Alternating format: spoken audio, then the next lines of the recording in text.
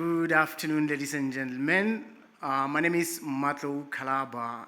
I just thought it's important that I do introduce myself, and I work for BFAP. I'm an analyst at BFAP. Before we get started, I think it's important, and I would suggest that we just invite the High Mighty, and I will lead with a short prayer. Let's close our eyes. Heavenly Father, we come before you today in humility and faith. We thank you for all that you have provided, the opportunities that you have given us, the blessings in our lives in particular, an opportunity to serve your people with love, to serve the sector and our respective countries. As we start this event, Father, we ask for your guidance, your wisdom and strength. Show us the way, fill us with courage and humility, and just grant us an opportunity to do what you want us to do. We are asking all this in your mighty name. Amen. Having done that and invited, the High God into our event, it is just an opportunity for me to also acknowledge the Minister of Agriculture, Minister Steenhuisen, who will be joining online. The Director General of the Department of Agriculture, Ndate Mogeza Ramasodi, is also a bit delayed, but he's part of the event today. The DDG from the department, Ndate Serrage, you are acknowledged. We have the BFAP board members led by Advocate Anna-Marie van der Merwe, Wandile Sihlobo, Dr. Tracy Davies, and in absentia are Harad Kusi, Prof. Kusi. There are CEOs, the leaders, as well as presidents of various institutions, organizations in our sector and adjacent disciplines. You are highly appreciated. I have seen representatives from various high commissions and foreign representation. Thank you for being part of this occasion.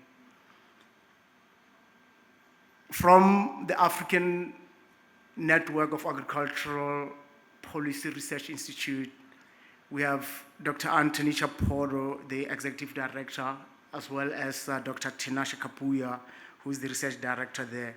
Thanks for making a trip to the southern tip of the continent. Government officials, representative of various institutions, both online and in the room, welcome to the BFAP Baseline 2024, and we do not take your presence lightly. We humbly appreciate that. Maybe now that those are out of the way, but very important, just a number of housekeeping rules. So those inside, the bathrooms are at the back, to your right and short right. So both male and female bathrooms are located there. And during the break, we'll also have an opportunity to sit and view the skyline of Pretoria.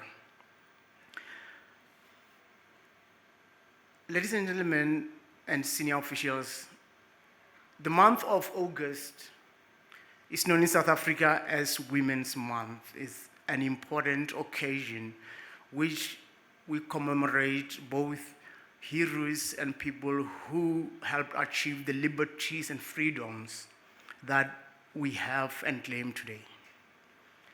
But not only those past heroes, we have great women in this room, in the industry and the sector and in country and various communities.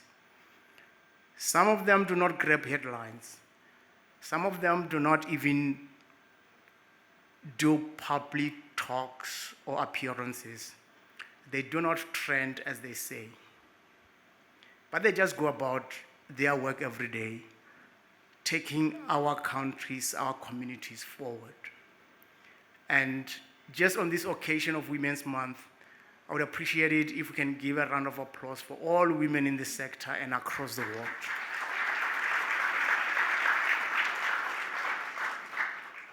Thank you very much.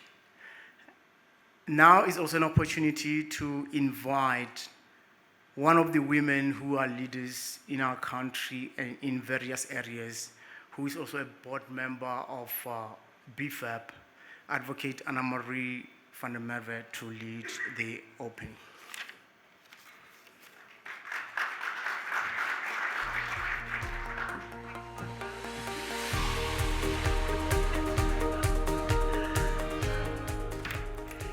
Good afternoon, ladies and gentlemen. It is my absolute great pleasure and privilege to welcome you all to the annual launch of the BFAP Baseline 2024.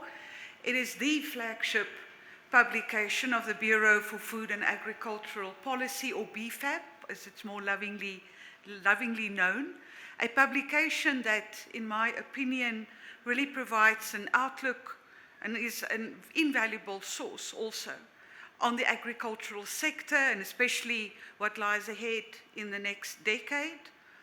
So for the industry and for this country, really critical information in a critical industry for various reasons. I want to believe that right here at the start, also a word of appreciation and acknowledgement is also given to Ferdy and the team for the hard work that they do behind the scenes, really sterling work in support of agriculture, not only in South Africa, but on the broader continent as well. Matlo has very graciously acknowledged quite a number of people, and thank you for that, Matlo. But allow me to also, on behalf of the board, just express a warm welcome and a thank you to a number of people we are really honored to have with us in the room and online, some distinguished guests who play also a vital role in the development and the transformation of our sector. So allow me to just acknowledge and welcome the Honourable Minister John Steenhuisen, Minister of Department of Agriculture, who's joining us shortly online, and thank you in advance, Minister, for your willingness to participate in our event today. We want to wish you well and also wish you wisdom in your new portfolio. I have no doubt that the Baseline is going to be a permanent fixture on your desk with a second copy in your briefcase. So we're glad that we could help from that perspective. Hopefully who will join us shortly, DG Ramasodi from Department of Agriculture. Thank you also. He's been a long-standing friend and partner of BFAP, and so thank you for your leadership and collaboration with us. The DDG, Deputy General Rajiv, also from Department of Agriculture, your willingness to journey with us and in the best interest of the industry is absolutely noticed and acknowledged. We have with us leadership of various and CEOs of various institutions and industry captains. Thank you for the way that you've also partnered and journeyed with BFAP up to now. Representatives of foreign embassies, we thank you for your interest and your support. Dr. Chipoto from ANAPRI, the African Network of Agricultural Policy Research Institute, thank you for also showing us the courtesy of your presence here today. We really appreciate you traveling down to come and be with us. All our online guests, all the people in the room with us, some very familiar faces in the industry, we thank you for your participation and your engagement. We are really, really delighted to have all of you here, to have all of you participate as we share with you today the latest trends, opportunities and challenges that we face in the sector today and in the coming years. We really hope that the information and the launch itself and the presentations today and discussions will provide you with some valuable insight and also stimulate constructive dialogue among the stakeholders in the room with us today. We hope you'll enjoy the presentations, I've said, the discussions that will follow. And once again, from my side, welcome to the annual launch. Thank you for being part of this important event. And with that, let me hand over to our Honourable Minister. Thank you very much. Good afternoon to everybody attending this afternoon, and thank you very much for the wonderful opportunity to be with you today. Of course, would love to have been with you in person, but unfortunately, the clashing with some cabinet commitments has made that incredibly difficult. So let me at the outset thank you very much, Chairperson Van der Merwe, to the DDG of the department, and to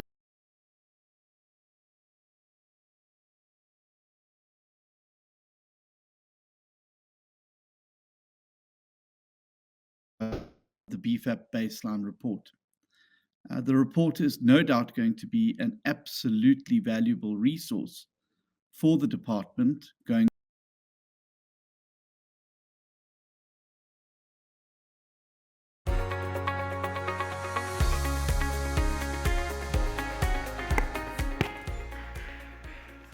Well, things do happen sometime, and you cannot get off the script and talk about something that you had not planned talking about.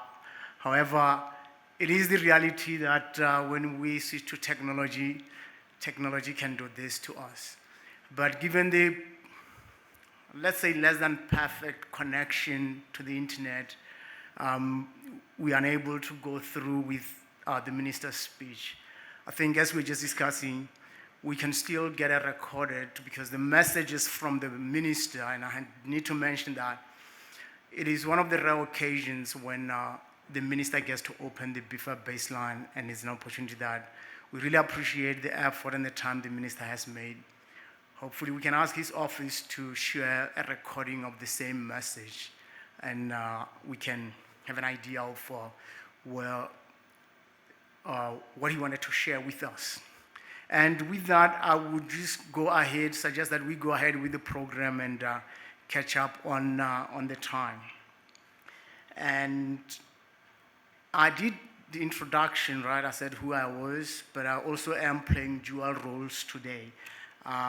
The first role is to direct the launch, the program today, but I'll also do an introduction to the BFAP baseline. As people were coming in and were exchanging some pleasantries, one of the members did greet me by saying, "Oh, we meet again after 1 year." So this is one of those occasions that we're thankful that we are able to congregate members of the industry together and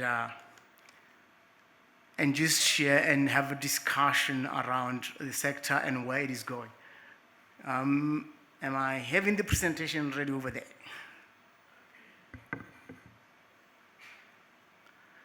Let's see. Okay, there we go. And as we meet once a year, in more than 20 years, we again keep reminding ourselves about some of the things that we've done the previous years and before. So what I'm going to do here now is just to repeat what we come here for, which is the baseline, but just to remind ourselves why the baseline, why do we do it, and what do we want to get out of it. So this year is themed current realities and future perspective, because this is where we are about. The global environment, both for agriculture as well as the macroeconomy, has presented us to this reality where we are, and we need to unpack it. But in developing the baseline,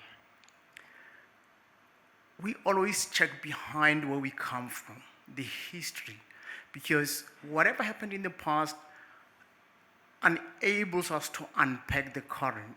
But in doing so, even though they say hindsight is 2020, it is still a complex environment. It is still complex to understand the relationships as well as how it unfolded to produce the current situation. Even though we go through data sets, we still need to understand those relationships both in the long term and both across borders. And it's both effort, complexity, as well as time consuming to get there. However, it is important that we go through that to understand the current insights, to have a clear meaning and reflections that presents with what we're looking at today. The state that we are at depends on the unpacking of what we got from the past and how we understood it. However, we still need to look ahead. We're going forward. How would the future look like? And what are some of the dynamics, be it from the past or current or completely new ones, that informs and give us this future perspective or the future path?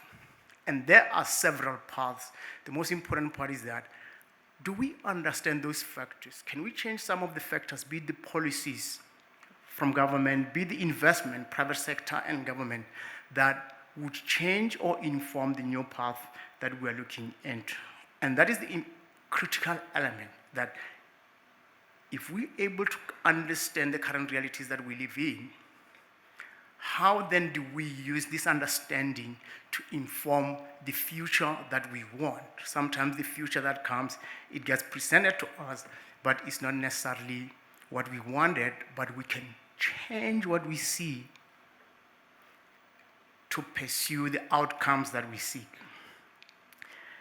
And in the current and complex situation, as we see it from a high level, is that we have ongoing instabilities across regions. And those instabilities affect some of our suppliers, some of our partners, and some of the markets.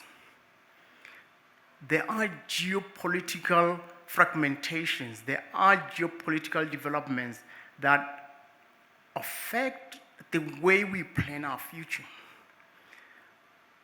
As if agriculture was not already risky and complex enough, we still have to navigate all these paths. And part of the baseline is to grapple with that understanding, to bring in the information and the data to, and I don't want to say simplify, because we tried to simplify, believe it. We ended up just accepting that it is complex. Rather understand the complexity and be able to share, communicate, and inform the decision making and the investment. I mean, in addition to that, we're grappling with climate change or climate action. There are climate-related policies that have direct and indirect impact on our current situation as well as the future that we aim to pursue.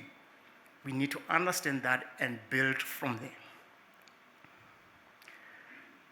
In the last 8 months alone, more than 10 countries went to the elections, and they produced new leaders, new governments, new policies are still being developed, and that also affects the way we would.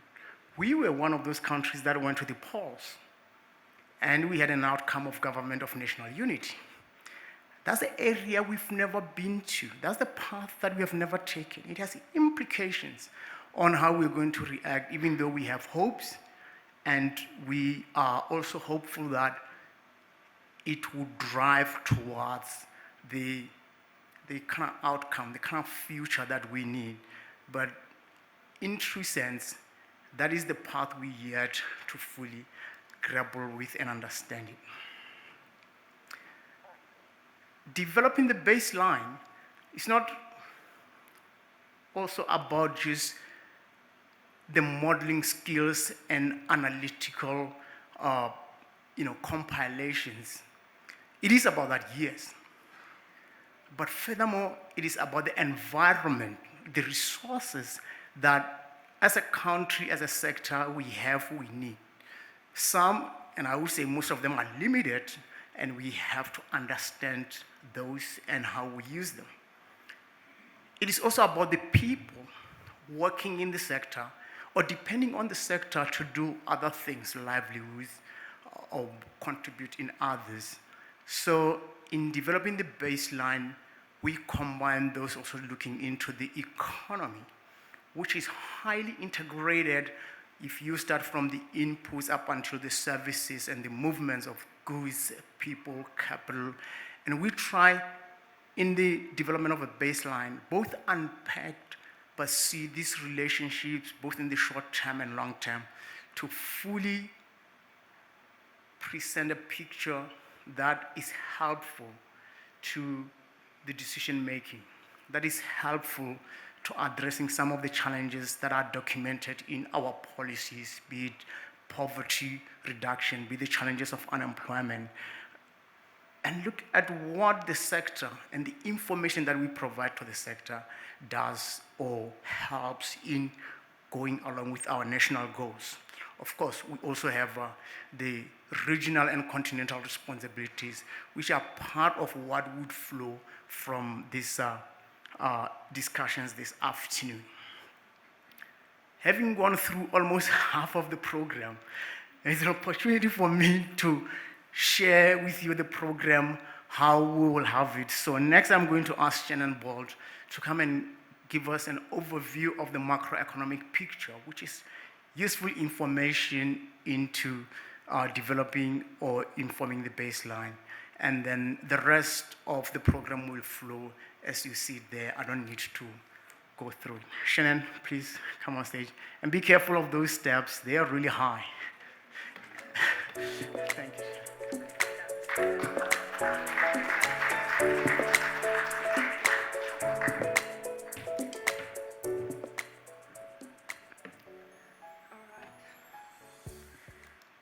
All right, good afternoon, everyone, and thank you to BFAP for inviting us. I'm Shannon Bold. I'm an economist from the Bureau for Economic Research, and I'm just going to take you through a quick, brief macro outlook. So we're going to start by putting it in context of the global economy. So when I look at global growth, this is now the IMF World Economic Outlook projections from July 2024. And I always like looking at it in a heat map style because you can immediately see what is standing out, what economy is doing well and which ones are not faring as well. So the first thing that should stand out for you is that in the US, they've been very, they've been in this green area for quite a while, performing well, but that is going to slow down going into 2025. I think a lot of that has to do with a cooling labor market, and a lot of fiscal tightening happening in the economy. Whereas in Europe, it's going in the opposite direction, from red to more orange. So it seems to have bottomed out, but there are a lot of countries still in the Eurozone that are struggling.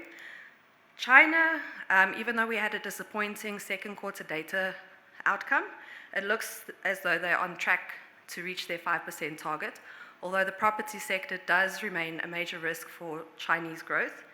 And we do expect it to come out below 5% in the out years as well. The one that should stick out for everyone in bright green is India. I think they are definitely the rising star at the moment, and it has a lot to do with consumption catching up, particularly rural consumption. They have quite a big informal economy that seems to be growing the economy at the moment. This is the South African forecast from the IMF. It's not the Bureau or the consensus forecast. The IMF is a lot more pessimistic than what we are, and they have revised their 24 and 25 growth projections lower on disappointing outcomes in the first quarter of 2024. But we are hoping for some light at the end of the tunnel. In terms of global inflation, we like to look at it in a number of themes. So overall inflation, global inflation is slowing, but the pace does seem to be also not as steep anymore. If you look at food inflation, it seems to have moderated significantly from the record highs it had last year. On oil, even though this is coming down, this is one of the biggest risks to inflation, both for the global economy and the domestic economy. On the wages side, there's signs of a slowdown, and this is particularly the case in the US, and this is why the Fed interest rates are hopefully coming down in September, so we can also start. Housing and services inflation are the sticky areas in advanced economies, where if we now bring this to South Africa, food inflation seems to be following suit. Oil, also a risk for our own outlook.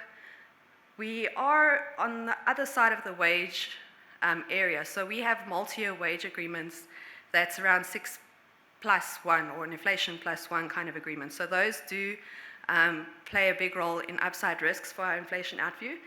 And then housing and services does not seem to be that much of an issue, although sticky services inflation of late seems to be peaking out, but it's still not beyond our 3 to 6% target band.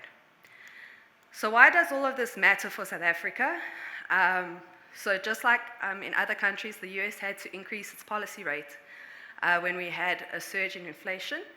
And now it's all the talk is about cutting inflation. We've already seen there's this transatlantic divide where countries in Europe, like the ECB, has already started its cutting cycle. There is an expectation for the Fed to start cutting their interest rates in the September FOMC meeting. But as of today, we even saw that markets are still expecting 100 bips worth of cuts in the US. So I think markets are probably expecting more than what might come out. And this obviously plays havoc on the dollar. So bringing this back to how it filters through into the South African economy, once the inflation allows the Fed to start cutting rates, the dollar should weaken somewhat, which is good for our rand. And then hopefully that feeds through into our inflation forecast, and the SARB can also cut. It also matters for the gold price. Generally, lower interest rates are better for gold prices, and that is apart from what the market's safe haven flows go into, it's also very good for our exports and our production. So on the global side, most of the risks are mostly around inflation. So all those near-term risks could bubble and could mean that there's higher rates for even longer. And then this would obviously make the dollar run and pause the Fed's cutting cycle and then feed through into our economy. And then obviously there's also economic policy swings as a result of elections, which we've heard about in the introduction. I think this could go both ways. When we had our conference about 2 weeks ago, it was still Trump versus Biden, and we were still talking about what would a Trump presidency mean for trade relations. I don't think that risk is completely off the table, and we'll have to wait until November to see what happens. But in general, this is what we're talking about when we talk about politics, is what that means for our trade relations. And then obviously geopolitical tensions is both an upside and a downside risk. It could play havoc on the oil prices, but it also could mean different trading agreements for ourselves. Okay, bringing this back to the domestic economy. So I want to look at the exchange rates, our inflation outlook, and the repo rate outlook all on one slide, because it does interplay a lot. The currency, it's the first time, I think, in a long time when I've been looking at this graph, that the rand is not one of the worst performing currencies. So the top graph basically indexes emerging market currencies to where they were at the beginning of the year. So if you're above 100, your currency has been performing worse than at the beginning of the year. And if you're below 100, you're faring better. And South Africa, there in the orange line, has just been going basically where we were in the beginning of the year. When you look at the performance of these currencies to the beginning of the year, which is the bottom chart, just how much it's appreciated or depreciated since the beginning of the year. Usually when I look at this graph, South Africa's top or second, but most of the emerging currencies have been knocked by the higher for longer narrative in the US, where the South African currency has actually outperformed these emerging market peers, and that is largely on the back of the government of national unity. There were a lot of wobbles before the election, but the rand, the credit default swap, everything has come together very nicely since the formation. So I think financial markets usually lead what's going to happen in the real economy, and I think there is something that we can start getting excited about, but it's all about timing. What this means for inflation, I think these two graphs are headline at the top and core inflation at the bottom. We're very close to the SARB's July forecast. We're seeing inflation coming back into the middle of the target band by the end of this year, in quarter 4, in September particularly. A lot of categories has helped us to get there, food inflation being one of them, and then fuel inflation also coming together very nicely. This is obviously not what households will feel in their pockets. This is just where we are from a year ago. And we're hoping to see the SARB cut by 25 bips in the September meeting. So starting their modest cutting cycle, we're expecting 100 bips in total to come through in the next 4 meetings. We have also started talking about there being a risk of them even front-loading these cuts. I think households are under severe pressure, and although it's not their mandate to support growth, I don't think they can really ignore that any longer. Now just to look at GDP, so first from the expenditure side, the one area that shocked us in the first quarter GDP data was that household consumption expenditure contracted quite a bit, and it pulled down overall GDP a lot. The only saving grace was imports. The fact that it contracted actually means that it contributed positively to growth. And I think that's both the exports and the imports figure is indicative of the port issues that we're experiencing. I think also in the first quarter we did have a lot of load shedding issues, which was also playing a role in both the expenditure and the production side. On the right-hand side, what we do over here is that we take investments, so gross fixed capital formation, and in the dotted line, we're stripping out machinery and equipment. Machinery and equipment is a proxy that we use for investment in solar, and that's basically been what's been buoying the economy up until now. If you look at that dotted line, we're basically back at the same levels at the peak of COVID.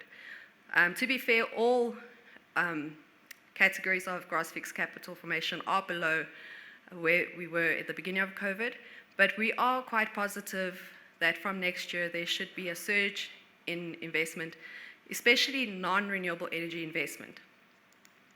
From the production side, the agricultural sector made the largest positive contribution.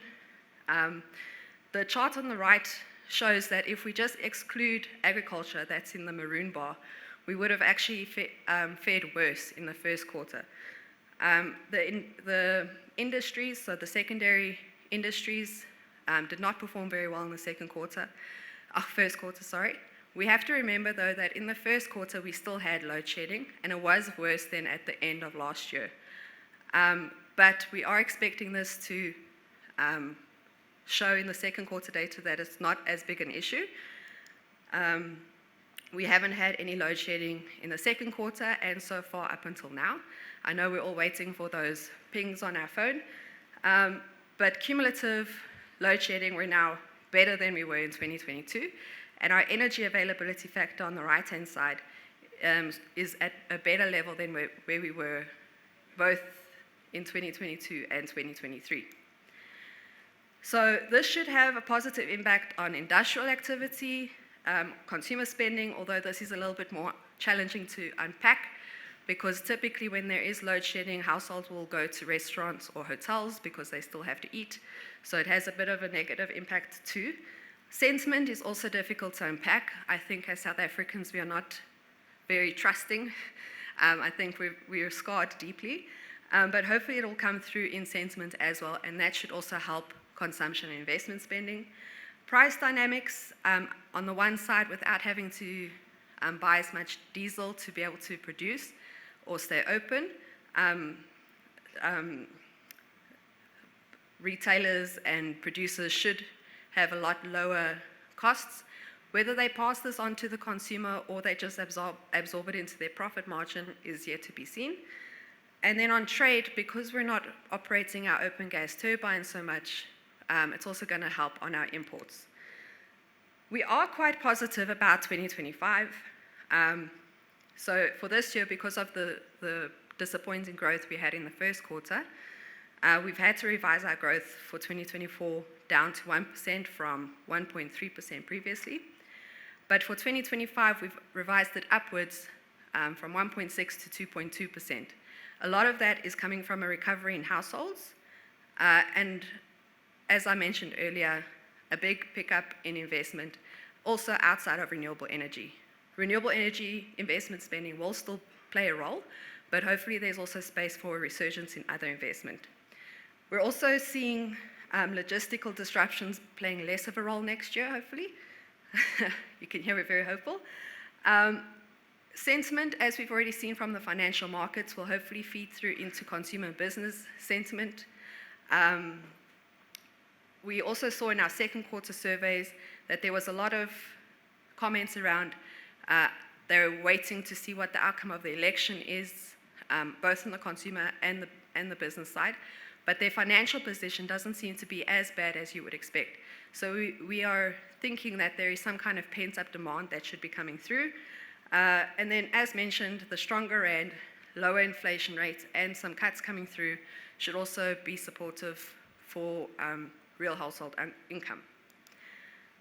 I know it sounds scary to say 2.2% growth, but I just wanted to put it in context of a longer-term view of growth. We have been there before, so hopefully we can return to a two-handle economy. I just want to stress, though, that beyond 2024, we are still nervous to peg growth above 2%. It's still hovering around or below 2%, because we also want to see some kind of permanent positive changes come through before we can lift the medium-term growth outlook with more confidence. There are a lot of risks that we're keeping our eye on. So the global interest rates, as I mentioned, if the SARB were to pursue a 3% target for inflation, which is not what they said they will be doing anytime soon, there would be reason, though, for them to keep the interest rate more restrictive. Water is one of the biggest risks, we believe, to growth. When there's no electricity, other plans can be made, but what do you do when there's no water? And then the GNU in action is particularly interesting for us, and one of the biggest risks to the upside, hopefully. And then I just wanted to quickly walk you through a scenario we did, and I'm just going to go to the last slide because the screen is red and telling me time's up. But basically what we did is we modeled a sudden start scenario on our baseline forecast. So in our baseline forecast, capital flows make up around 0.5% of GDP, and we shocked capital flows to be around 2.5% of GDP. Other emerging markets that have had sudden starts, and it's not a made-up term, it's a real term, other economies that have seen this have been between 5 to 30% of GDP, so 2.5 is not that much. But what we're trying to stress is that it's a financial market shock. It's because of some kind of re-rating, whether it's from structural reforms or the government of national unity or anywhere it could come from. It triggers strong inflows into our economy. Our rand strengthens, inflation is able to come down, our yields also come down, the fiscus performs better, more investment can take place, and GDP growth then goes solidly into the two-handle over the forecast period. And then with that, I think that is it.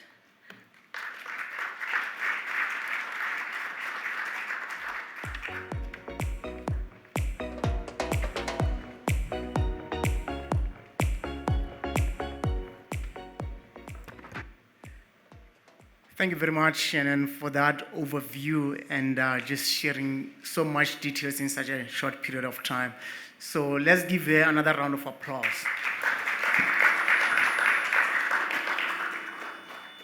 There were so many details, but one thing that stuck with me was the GDP figure for first quarter. When you said if it wasn't for agriculture, we would have been in another place, I was the happiest person.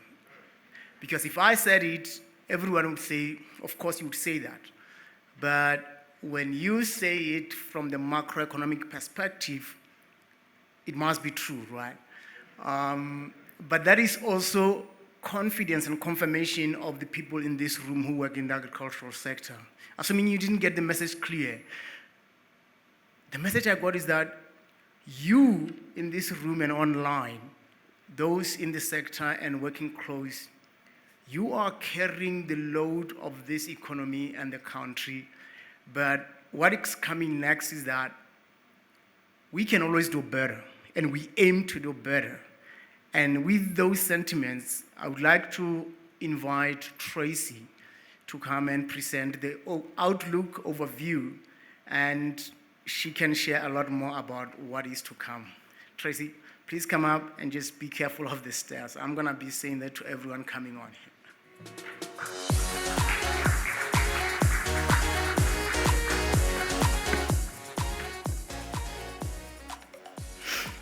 I was wondering if it's maybe just a case of BFAP and BER working together long enough that we've indoctrinated them on our positive view of agriculture. But we'll take it from the macroeconomists. So the bar's been set in terms of amount of information in a short time. I always feel like I have an unenviable task of sharing an entire book in 30 minutes, but I'm going to give it my best shot, so I think we can jump right into it. The overview of the baseline as we see it. We'll start in the spirit that Matlo presented in the beginning by looking back before we look forward. So if you look at the chart on screen, it's very busy in true BFAP style. But there's a few clear factors, I think, that come out. So it shows basically year-on-year changes in real GDP for agriculture and for the South African economy. And there's no prizes for guessing which one is agriculture in that mix. I think it's very clear that it's a lot more volatile than the general economy, obviously faced with many external factors. But what's also clear is that if you look on average for the past 20 years, agriculture has grown 3% compared to 2% in the general economy. So that's a significant difference in terms of outpacing the general economy in terms of growth. What's also clear is that it has slowed quite a bit in recent years. So the chart I just brought up shows you some individual sectors in the economy. Basically looking from 2017 to 2023 in green, and there you can see agriculture right at the bottom, the second best performer of the lot. And then the blue one shows just the past 3 years, and then this doesn't look quite so good anymore. Then we've dropped to third from the bottom. So you can see that growth in agriculture has slowed significantly.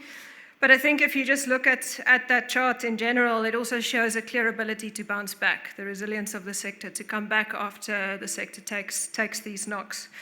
And there's some factors highlighted there in terms of what's driven growth. We've had commodity price cycles, weather conditions internationally, weather conditions in South Africa. Obviously, things like the pandemic, the war in Ukraine, things that we don't control as agriculture. But there's also been some factors within the sector that have been particularly constraining, things like animal disease outbreaks and so forth, which we argue that we can do something about.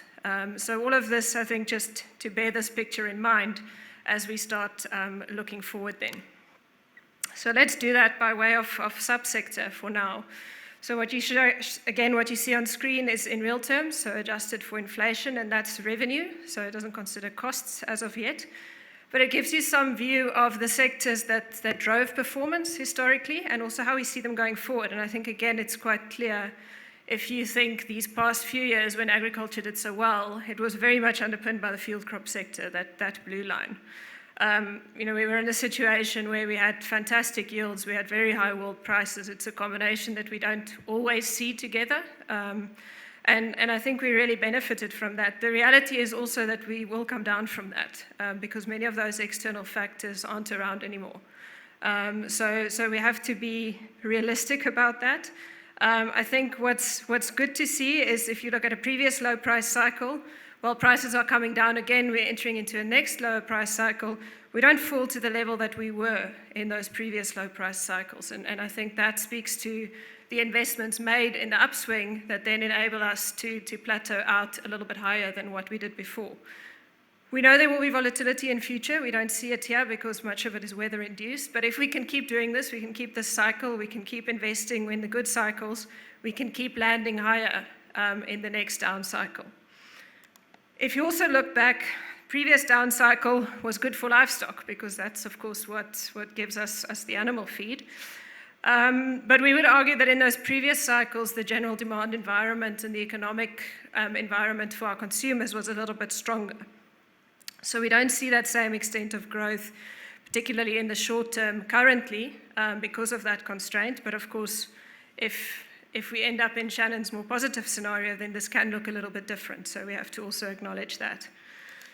The last one is then horticulture, which is an interesting sector. I mean, if you look 10, 15 years back, it was our core driver of growth. It's flattened off a lot in recent years, even declined a little bit.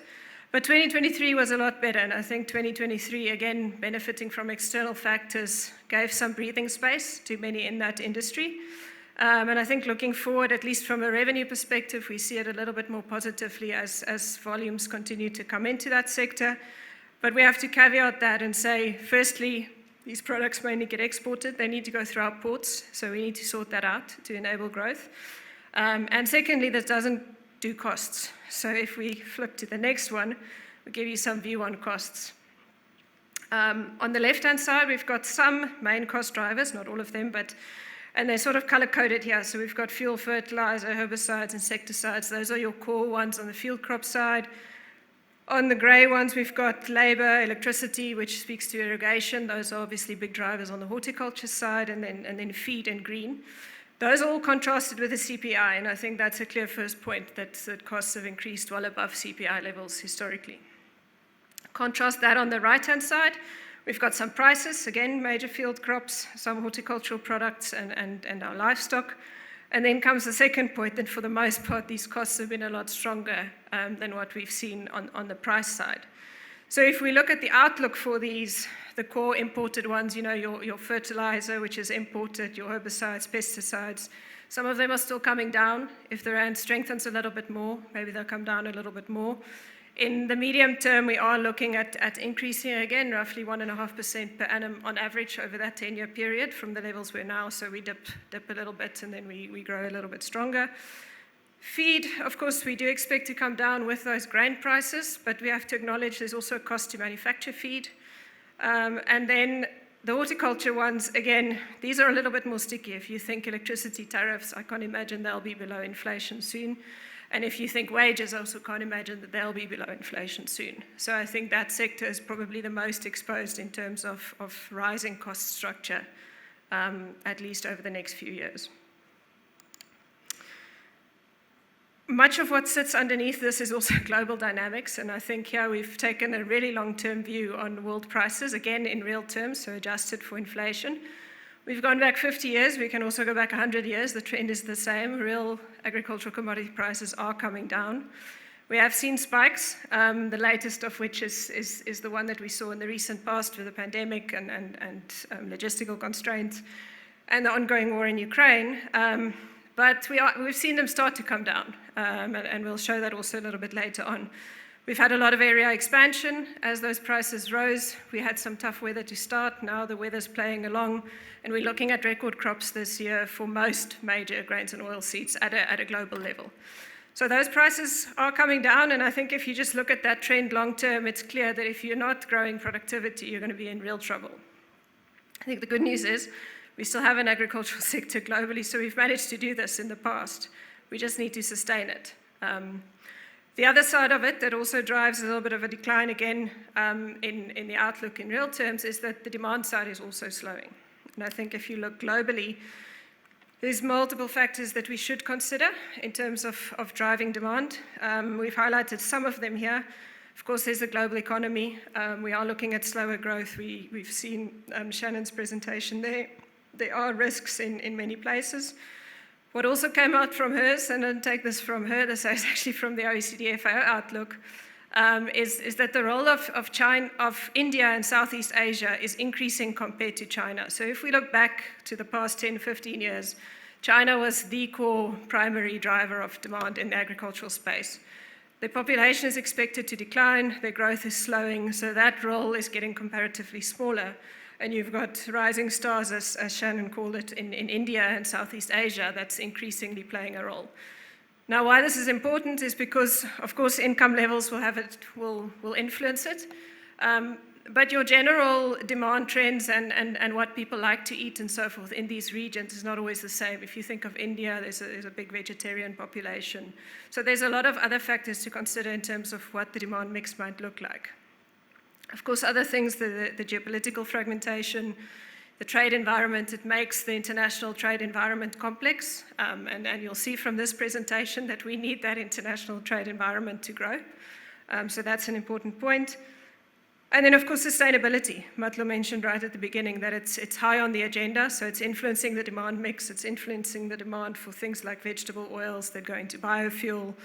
It's driving that side, it's driving the policy space in many instances. If you think like a region like the EU, it's quite influential in their agricultural policy to the extent that it may influence prospects for productivity growth in that region, which can again influence prices and so forth.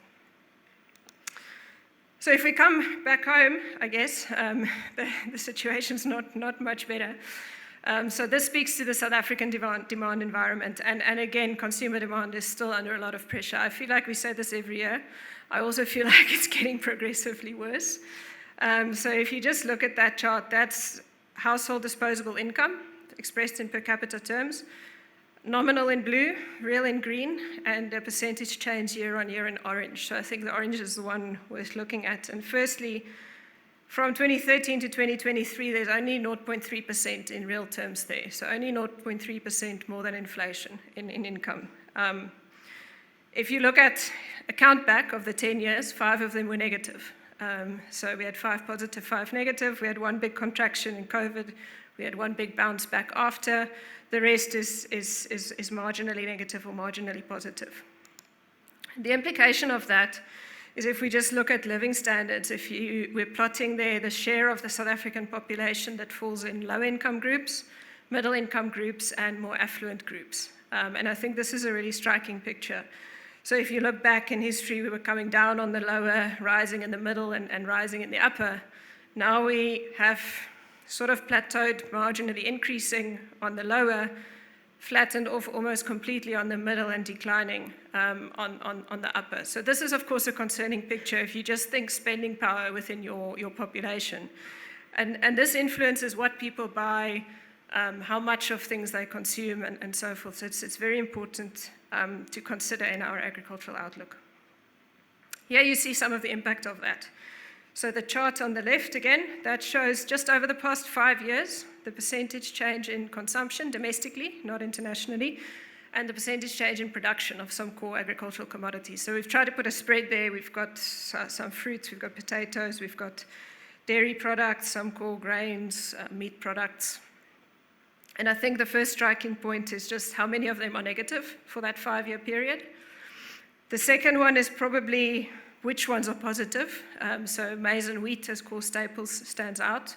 And we see that. We've seen a stronger demand for those basic food staples and a weaker demand for your higher value products. This would suggest that consumers are switching back a little bit to basics. I think there are some positives there. Look at pork. That's obviously one of our meat types that's grown very quickly.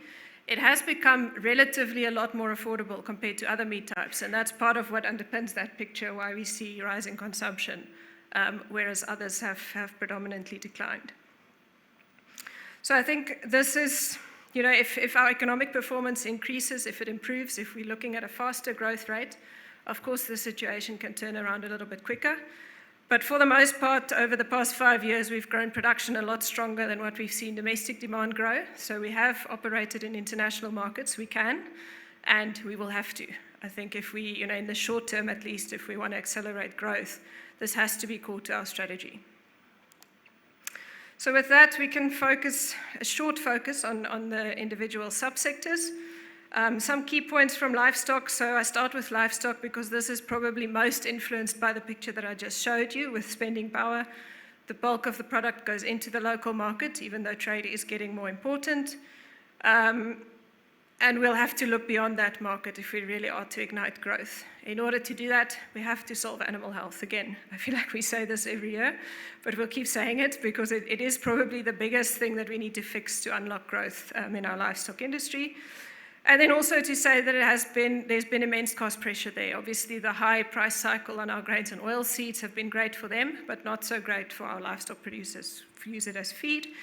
And beyond that, also through the value chain, the cost of adding value, things like electricity, labor, all of those costs that add up between your producer price and your retail price also influences affordability for your consumer at the end of the day.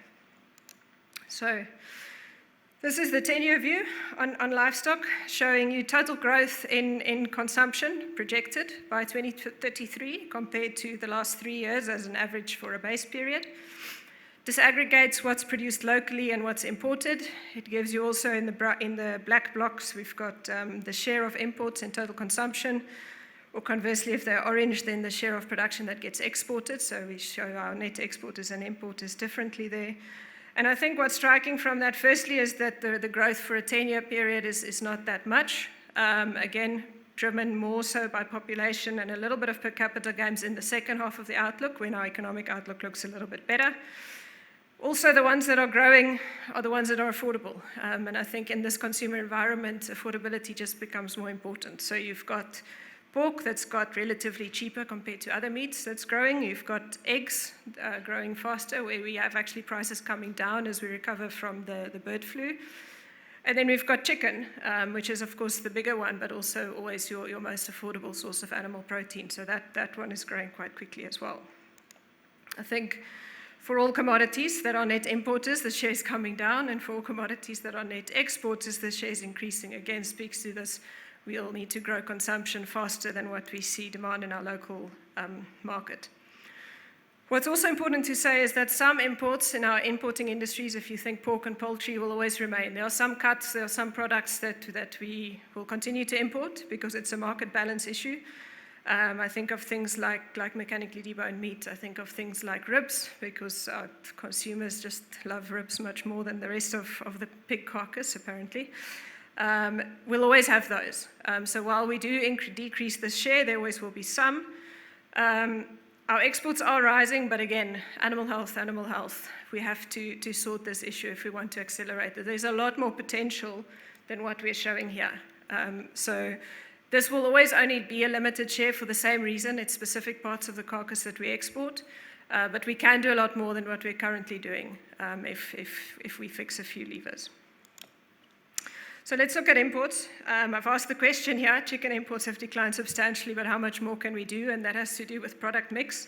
So if you look at where imports increased 140% over an 8-year period, and we've actually declined, we've pulled that back 33% over the last 5 years. But we are running out of space a little bit here. So if this is all centered in one group and one specific cut, then our options are getting less and less, and we'll have to swing our attention to more exports as a balance with us if we're going to accelerate growth substantially over the outlook. This is something that the beef industry has done. I think the performance in the export markets is probably a core explainer of the ups and downs that we've seen in our beef industry in recent years. But if you just look at the longer term trend, we'll see that the share of your higher value cuts, your boneless pieces, fresh frozen, the share of that in total exports has increased quite substantially. And this speaks to the targets in the industry. So I've noted before, it's a very specific part of the carcass that gets exported. It's never everything. And I think to me, this is also a positive, because it means if we drive exports of these cuts, we unlock additional value, and we support faster growth in the industry. It also means that we're pushing more of other cuts into our local market, which means we can get more affordable products to our South African consumers. And these two things can go together, and I think they should, and I think it's also key in the strategy that the industry has developed. It is not easy out there.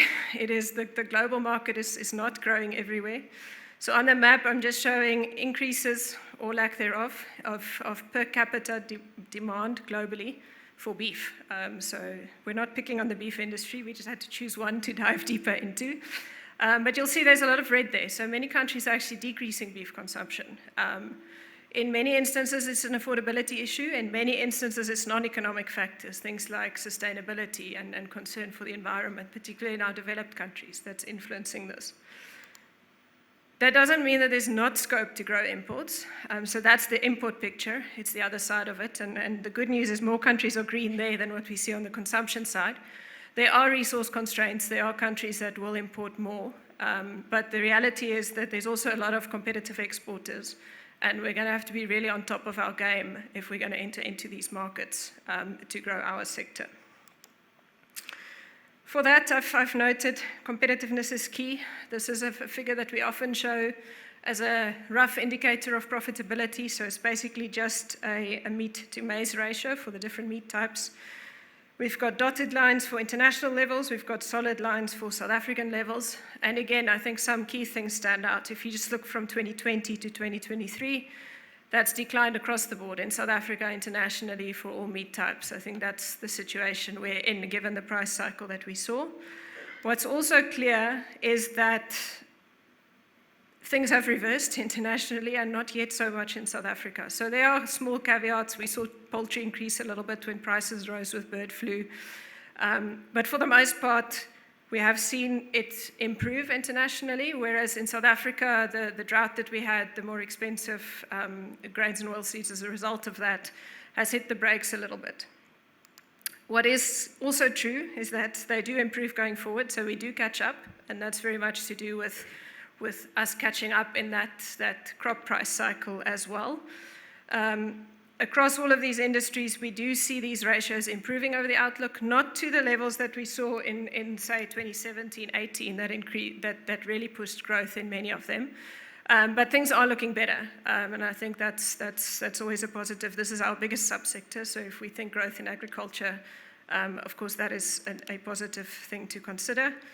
And then maybe just to single out pork, because I think there the difference between international and local is quite striking in that our prices don't rise as much because we're expanding production quite strongly.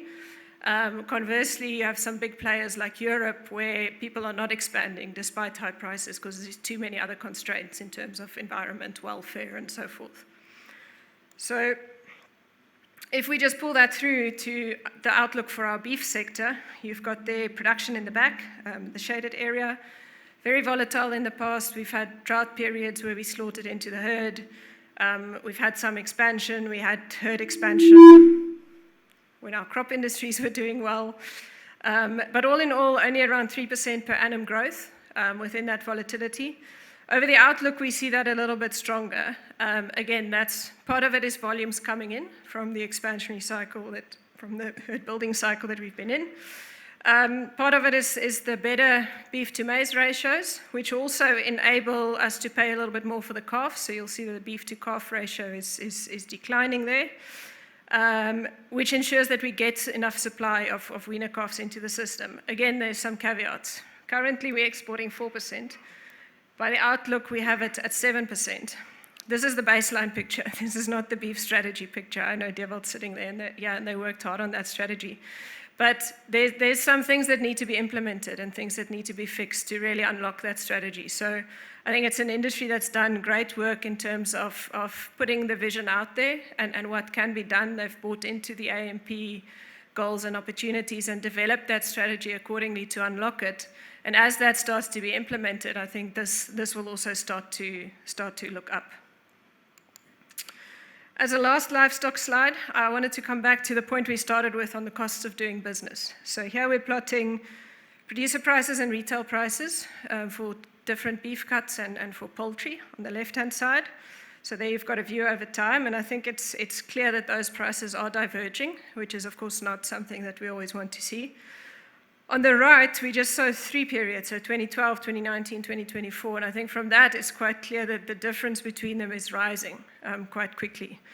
And I think this is where the cost of doing business really comes in, the cost of adding value. Things like electricity, logistics, water, security, regulatory compliance, all of that is adding costs in the value chain that ultimately, when you have producer prices coming down, we don't see the full benefit on the retail side. And I think if we can reduce that cost of doing business in the chain, we can really start to make a significant difference in terms of affordability for our consumer, which then enables faster growth on the demand side. So let's go to field crops. I've noted before, world prices are coming down. When our crop normalizes, we'll be faced with that as well. We haven't seen the full extent of it, but we will. That implies that margins will come down. And again, I want to say this sector has had a few really, really strong years, so this is always inevitable. But then also to say that in this environment, it's going to be all about productivity, which means that any technology that can enhance productivity, we need to register as efficiently, as quickly as possible for our producers to adopt to really stay on top of that curve. Let's look at some numbers. So on the left, I've got percentage changes in prices for major crops, internationally in green and in blue domestically. So that's just the first 6 months of 2024 compared to the first 6 months of 2023. I think the difference is very striking. We've kept saying that global prices are coming down and we haven't seen it yet. I think that picture shows it very clearly. Many of these world reference prices have almost reached pre-pandemic levels. And I think in the uncertain environment the world is operating in, that's quite a feat to say that we're almost back to pre-pandemic levels. If you look at the price outlook on the right, we've just encircled the drought impact there. It's clear also that we are expecting to catch up. So if we have a bigger crop in 2025, which is, I guess, increasingly likely with things like La Nina coming back and so forth, but even just a normal crop in 2025 will likely see us back to export parity levels, which means that our prices will come down. And if our rand strengthens further, given current sentiment, then that will expose us even more to that trend. So that's a reality that we're faced with. It's probably not something that we can change. Again, it will be volatile, weather will fluctuate. We need to ensure that we benefit from the cycles. But this is fundamentally the trend as we see it, given market fundamentals. That has an implication, of course, for margins. So this is just an aggregate index, thanks to our summer crop, our field crop team. So we've got summer crops, dry land, summer crops, irrigation, and winter crops under dry land conditions. And there, again, there's a few things that you can see. So winter crops never increased to the same extent as summer. They had price benefits, but they didn't have the same exceptional yield levels that we saw in summer crops. It was always going to come down. It has. Again, same point as before. I think if you look where the equilibrium sits, where these margins stabilize, is above the 2018-2019 levels. So yes, we are coming down, but we're not falling back into negative territory. Of course, there's some factors underpinning that. Regional differences were there for sure. The drought impact was different in some regions than others, so all of that we must consider. But this is the aggregate picture. So on average, for the country, we are coming down, but not below the 2018-19 levels. Our winter crops didn't increase as much. They also don't fall as far. Because, of course, if you think of something like wheat, we've got that variable import tariff that kicks in when world prices fall below the reference price. So it gives us a little bit of a floor and a little bit of a buffer in terms of how far prices fall, and then you've got barley connected to that, and so forth. Let's just look at productivity. We keep saying that productivity is key. So just to say, we have done this before. We can do this. We can ramp up productivity. On the chart, you see a 5-year average yield levels for South Africa and some main competitors in our major crops. That's the bars. Then you've got the diamond, which shows the average annual change in yields over the past 10 years. And that's remarkable if you look at some of those numbers.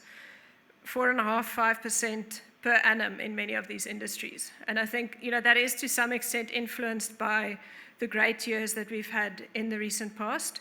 But there was a lot of factors that contributed. We had new technology coming in, specifically seed technology, that made a big difference for us, particularly in soybeans.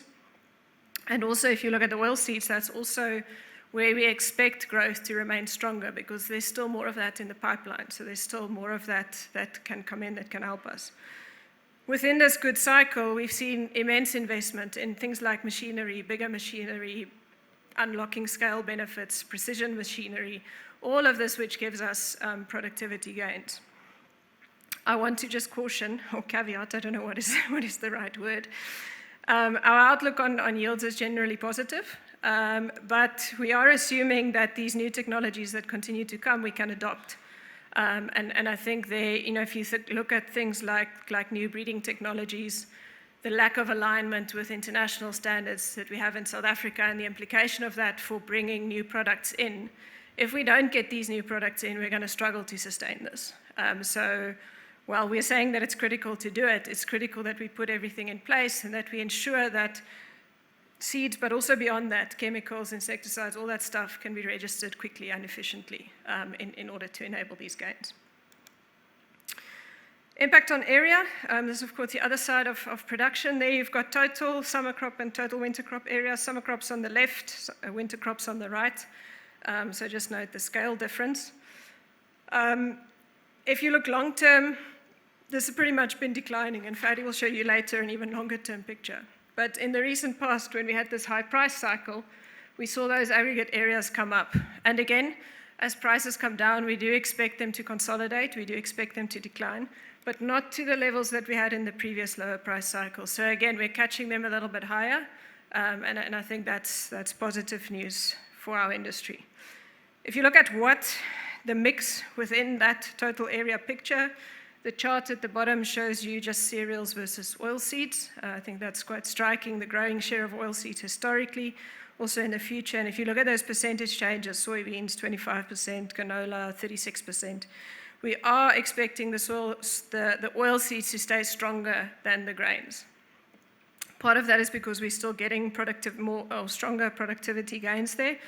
Part of it's because of the benefits in the rotation system, yield benefits on your grains, reduction in costs in terms of management of pests and weeding and so forth. So there's a lot of factors that contribute to that. Relative profitability is one, and then of course also the various roles in the system. I think if you look at something like canola that's growing very strongly, that's increasingly looking at options in our irrigated regions as a rotation crop there. So there's a lot going on and sitting behind this picture, but that's sort of the overview that we see. If we just look at the implied production volumes and how we use it, so here we've got domestic use stacked on net exports, or alternatively if it's net imports at the bottom. And here we want to come back to that consumer environment picture. So look at maize to start. We're now with 13% growth in food use, 17% in feed use, they're almost equal. If you go back 3, 4, 5 years, there would have been less than a third of growth in the food side compared to the feed side. And I think if you take a longer term view on maize consumption in South Africa, it was actually coming down and now it's going back up again. So for our basic products, if I can call them that, we're using more of them domestically, we're exporting a smaller share. This is not to say that we won't have big export years. Remember the volatility. If we have these bumper crops, we'll have bigger surpluses and we need to get it out efficiently. Otherwise, we don't get that bounce back effect. But in a normal year, in an average year, we expect a smaller share to be exported. Contrast that with something like soybeans, which is predominantly for animal feed. We've had huge success here. We've grown area immensely. Lots of additional volume crushed. We've replaced imports on the oil side. We've replaced imports on the meal side. But now we're maturing a little bit as an industry. So we're struggling with that last bit of import replacement on the coast because of our logistics costs, and Fadi will speak to that later. And now we're in a situation where you have to ask ourselves, if we're going to need more processing capacity over the outlook, are we going to invest in that and crush, or are we going to export the raw material? As it's sitting currently in the baseline, we're exporting more and more beans because of the demand environment on the animal feed side and that logistics issue. If those things ramp up or clear up, then of course we can crush more beans locally and export less and add that value. Just a last point on maize, and maybe just going into the region quickly. So I think it's well known that we've exported a lot of white maize this year. The Southern African region is very short of maize. So if we just look year to date, the first 6 months of 2024, that's already exceeding the full year of 2022 and 2023. The question that we always ask is, what does this imply? So obviously we're very short in the region this year. We had El Nino, we had short production in all of our big players. Zambia is very short, which is normally a net exporter. The only one that really has a surplus except there is Tanzania, which is supplying a lot of these markets. But is this just an intermittent opportunity that we'll benefit from every now and then? What is the future of it? Is it we have some flexibility, we can switch maize between feed and food markets, and white maize going out into the region and yellow maize going out into the global market. But what this really looks like in the future is very dependent on what our neighbors do and what the rest of the continent does in terms of production. So luckily we have some partners in the region, and we've been working on an African outlook as well for many years. So Anthony's in the audience here, and Tanash from the ANAPRI network. Many of our partners across Africa are part of that network. But let's just have a quick look at production prospects for maize specifically in a few selected countries. So we have Zim. It's increased very, very much recently. It's expanded area. We've seen yield gains, not this year in the drought, but before that. A lot of that's also weather related. I think there's a lot of potential there, but the environment is still very difficult. So for the longer term, we still see it as a net importer. We've got Kenya, which will probably always be a net importer. So it's been, the last few years when they had the big drought was difficult, and we had a bounce in the recovery. But from a resource perspective, it's probably a country that's always going to be importing maize. Of course, the GM policy, if that changes, could be a game changer there. Uganda, which grew very strongly in the past, again flattened out when we had the droughts in East Africa, but we foresee a lot of growth potential there. So strong yield gains if that resumes, and that's a typical supplier into Kenya. Tanzania, again, massive area planted, a lot of scope to grow yields, but quite sensitive markets. If you push a lot of volume, you see prices quite responsive. Zambia, same story, a lot of potential to expand. They're under pressure this year, but there's a lot of growth that can come from that country. It's become a fairly consistent surplus producer, which we typically struggle to compete with in a normal year. But they do, from time to time, interfere in that market, and I think that's also created some opportunities for us in the past. And then, of course, Malawi, which is probably the most volatile of these markets, very thinly traded, very sensitive if you have a supply or a deficit in terms of the price response. I think if you just look at the big picture there, despite projected yield gains in the region by 2030, if you look at those absolute levels and you think of what we get in a country like South Africa, there's huge potential to scale that up. So there's a lot of additional production that can come from this region. But it's also not always simple. So if we just look at Zambia as an example, here we've got some gross margins for maize and soybeans, small producers and commercial producers. So typically what you find, you have a big crop. Zambia, when they're supplying themselves and a few neighboring countries, it's fairly sustainable, the margins look good. Then they have a big crop, it needs to move beyond that. You need to move it 1 or 2 countries further or out the port through Beira and a deep sea export parity. And then your margins go negative. So you have production again pulling back, people switching out into other things. So this would suggest that unless we fix these, at least these logistics and transport challenges, we'll probably struggle to be a big, consistent surplus producer in the region, which suggests there is always that intermittent opportunity for us. But this one still says that the potential is endless. So if we can fix these market issues, if we can fix these logistical and transport cost issues, get the 3-week round trip to move maize meal from South Africa through to DRC and back down to a few days, then it starts to become a very different picture in terms of trade possibilities and production possibilities. So last one is horticulture. So just a quick run through on our core messages there. I've said before, this is an industry we've had a lot of investment. If you look back in the past 10 years, production expanded, volumes came into the market, prices pushed down, they hit a lot of snags on the logistics side and port constraints and so forth. So it's been under a lot of pressure in recent years, and 2023 was a much better one. I think we'll see that now in the charts. But we have seen investment into this industry really slow, and of course this is where we absorb the bulk of our labor in agriculture. So it's not really a picture that we want to see. And I think going forward, we're looking more and more on really maximizing those returns per hectare rather than large-scale expansion of hectares further. So this is just prices. Again, average annual growth in real export prices, so inflation adjusted. If you just look at that picture on the orange bar, that's the past 10 years. For most of them, that's negative. Indication of those volumes coming in and the pressure that we saw as a result of that. So we had this expansion. And as those volumes came, we also, we had the pandemic and we had global logistical issues adding to our own logistical issues. So there was a lot of factors that really complicated the business environment for this industry. Look at 2023, the green one. So huge recovery in many of this. But again, there was many external factors that contributed to that. Some of them will stay and some of them will not. So we need to think about this for the outlook.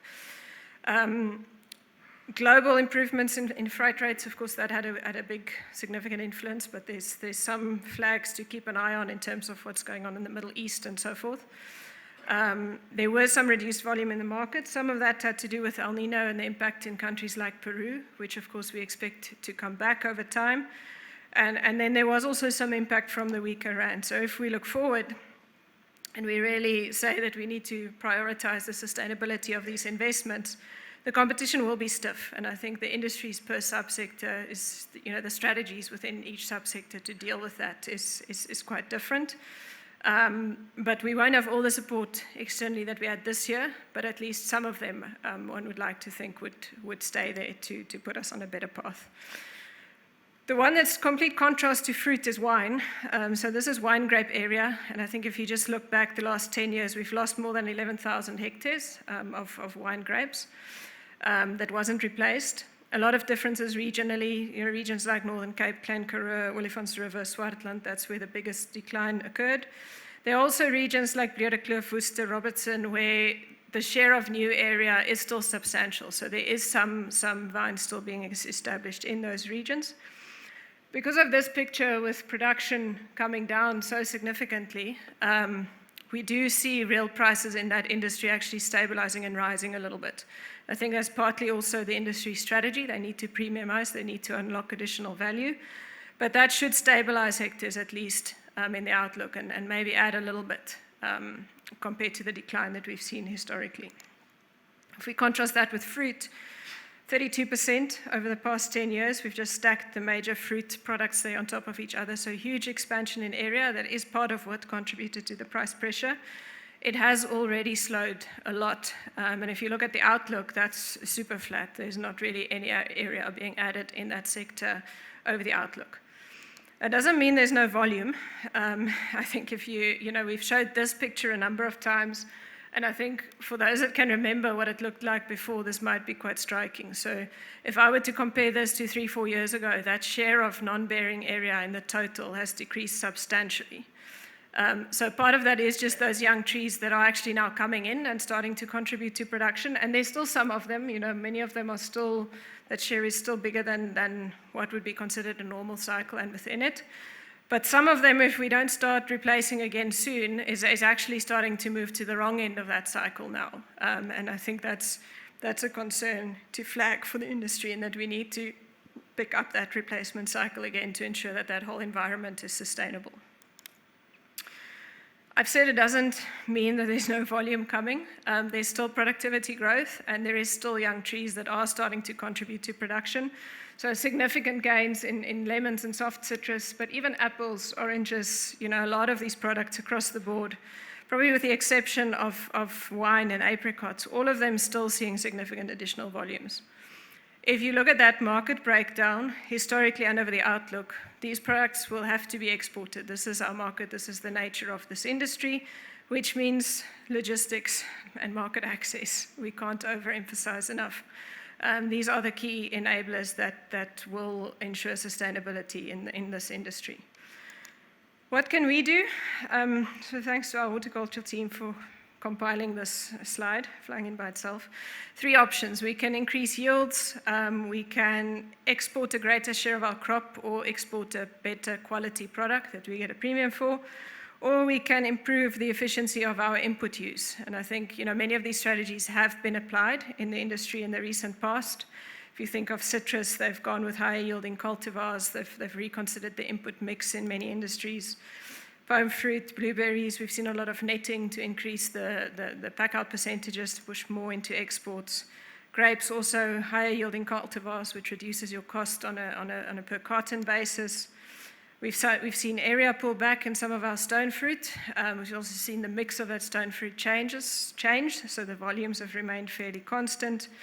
And then in wine, very much differences in the regions and how they've approached this and what their target markets look like. But the reality is many of these things are a trade-off, so you can't achieve the max at all of them. So you have to find the sweet spot here, the balance in the middle. And if we're going to be sustainable in the long run, we need to get all these industries closer to that sweet spot. We're almost done. I'm looking at the cheeky red screen in front of me. This is the implication for export volumes.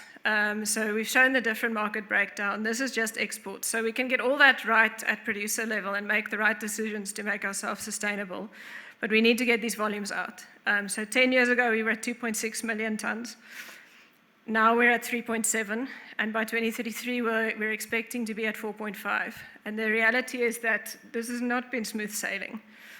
So again, we need the entire value chain to contribute. We need to move the product efficiently. We need to get it through the port, and we need to get it to a diverse range of markets in order to do so at sustainable prices. There's a lot of factors that need to come together with a lot of different stakeholders, but I think, just to say that it's really critical to reduce the risk, and to get this value chain sustainable, to protect those investments we've made, and to acknowledge that it's your smaller producers that are often at greatest risk when these things get difficult. So these are the guys that we also need to prioritize in terms of protecting. So just to conclude, I think we've said for some time that in a baseline, growth is not just going to be handed to us. So from the entire story that you've heard, this is real agricultural GDP, historically and also over the baseline. I won't go into details again. I think you've heard it all about what's driving that. But the reality is under the baseline, it's very flat. And this is real terms, so it's inflation has been removed from it. But just to say there are things that we can do, and I think the rest of the day we'll probably spend on things that we can do. Not too long ago, we did the Agricultural Agro-Processing Master Plan. We did some, even back then, we weren't expecting a radical baseline. Maybe it was a little bit stronger than what we are now, but it still wasn't shooting the lights out. But even then we said we have a lot more possibility. We can bend this curve upwards. There's some core factors that we need to address. There's 32 billion in real GDP that we can unlock. Some key ones I'll mention: animal health, market access, infrastructure, logistics, farmer support, investment climate. You've heard some of it in this presentation, and I think after the break, Fadi will dive a little bit deeper into some more of them and really, in the panel discussion as well, get into how we turn this picture around and how we end up here instead of here. Thank you.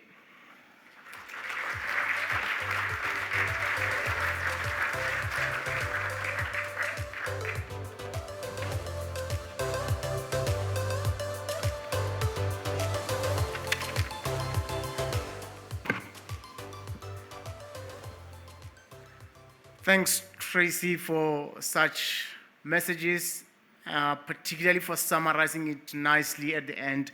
I don't have to repeat what you said, and also for highlighting what's coming next in terms of the program. So we'll be going into a break, and I'd like to thank all the people who came here. They really respected time because we are still doing well there. So as we go to the break, we'll take half an hour. Yes, half an hour. But maybe just a few announcements before we go to the break. The first one being that there is a Red Ford Ranger, the owner of a Red Ford Ranger, registration DT26RTGP. Yeah, the window is open. Maybe it's time you quickly go check it and make sure that everything is safe. Another announcement goes towards the panelists, people who will be on the panel. Just before we go on a break and have a few drinks and snacks, please make sure that you mic up with our tech team at the back on my left, so that then when we start, it will be smooth sailing. And yeah, for the rest of us, we can go now by my watch, and as I just say that, it goes away. So 20 minutes. So we'll come back here just before the hour. So say 3:55, let's be seated so that we can manage time. So with that, thank you very much and see you after the break.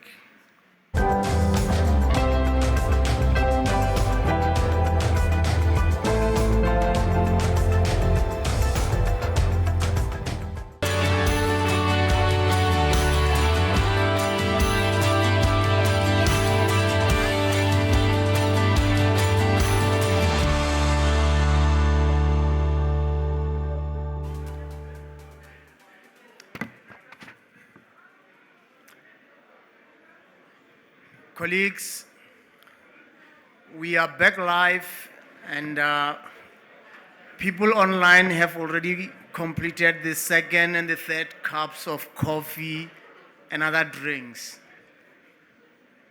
May we please take our seats and we get started with the second and last session for the afternoon.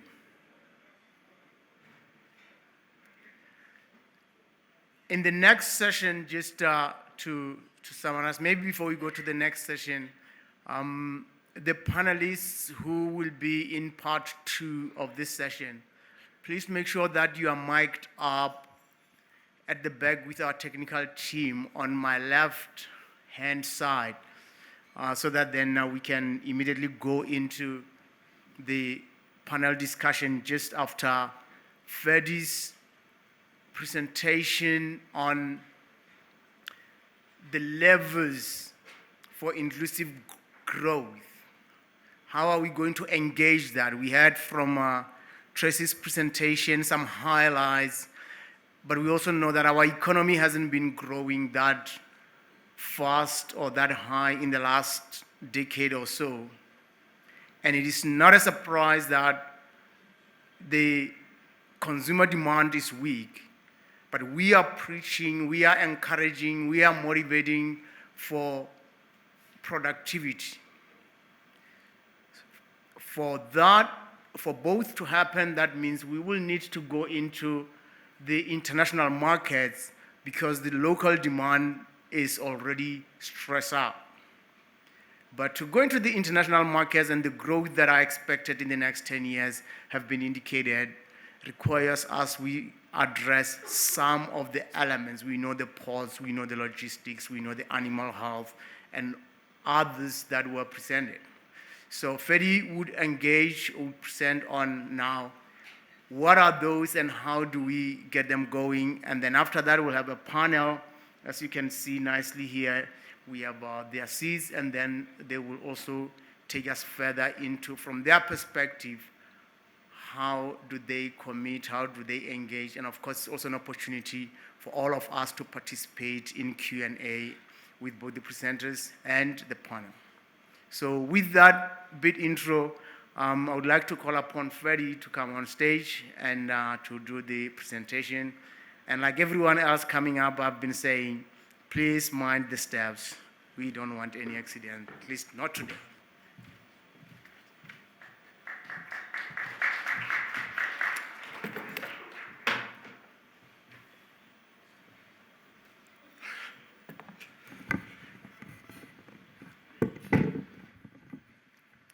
Good afternoon, ladies and gentlemen, friends. It's always a great pleasure standing here in front of you. It's now the 21st baseline. Some things change, some things don't. Over the years, I think my color of my hair has changed, a little bit lighter. I have to wear glasses sometimes for the screen. You will notice that my slides are getting less complex, very simple. So if there's a very busy slide, it's the team. It's the team's fault. They're busy building some busy slides. All the difficult topics are on my table that I need to address, but I appreciate that and enjoy it. It's always great to be here. So this part of the baseline, we want to present some of the more broader topics, cross-cutting topics, things that we all work on, that we've been working on for many years. In the break, I talked to Tate Ramasodi, and Tate Watsena Fale, Kewena wa Muhochi ya agriculture ya Rona. You are really a leader in agriculture. And Tate Ramasodi has been here, our DG has been here. The first time that we presented a baseline 20 years ago was still at the university. And I just talked to Elian, and she says it's the first baseline. So great to have all these generations with us, think with us, plan with us. And then another disclaimer is I'm a farmer from the Northwest province. So we are always optimistic. So Northwest farmer is like, I think you've seen those video clips, those YouTube video clips. You know, what's a vlakvark, a warthog? If he sees an electric fence, he starts screaming beforehand, and then he chases through the electric fence. Now that's a Northwest farmer for you. We just have enough momentum. We start screaming. We know the problems are coming, El Nino, but we just have enough momentum to go straight through it. So you'll never catch BFAP not giving the upside of agriculture. We say we are realists, but we always show the the silver lining and want to show where the opportunity is for growth. So let's give it a go. This is a first stab, and then I'll hand over to my friend Wandile, who will do the session for you. So, as I said, this graph is a busy graph, and it's the team's fault. It's not my fault. And again, also a big thanks to the team. Tracy and I are just the message bearers. There's a big team behind us, and they've done a phenomenal job. So thanks very much to that. Out of this graph, there's something that's striking for agriculture, which we all, and who are working in this sector, we know it, but it has implications. And the reality, so we are grateful and thanks and proud about a sector that grows faster than the rest of the economy. But look at that volatility of the sector. So it's extremely volatile. And there Tracy's already pointed out what are the reasons for the periods of growth, what causes the growth to slow down, and then we have obviously these big periods where there's relief and we grow again, and there are some good years. On average, there are more good years than bad years. That's a good thing, first thing. So that's why we have this positive growth, and it's growing faster than the economy. But there's some realities around this which we need to keep a careful eye on. So let's just go through them. Volatility increases risk, and these are economics 101, so just bear with me. Volatility increases risk. Your risk has a knock-on effect on investment. And the question is, how do we de-risk the agriculture environment? Because if we can de-risk the agriculture environment, we can grow investment. And that's what this whole story is based on. That's what growth is all about, is if you can see the opportunity for growth, you invest. You invest in those markets, you have the confidence, whether you're a bank, whether private sector, government, you go for those gaps. And I've listed some of those.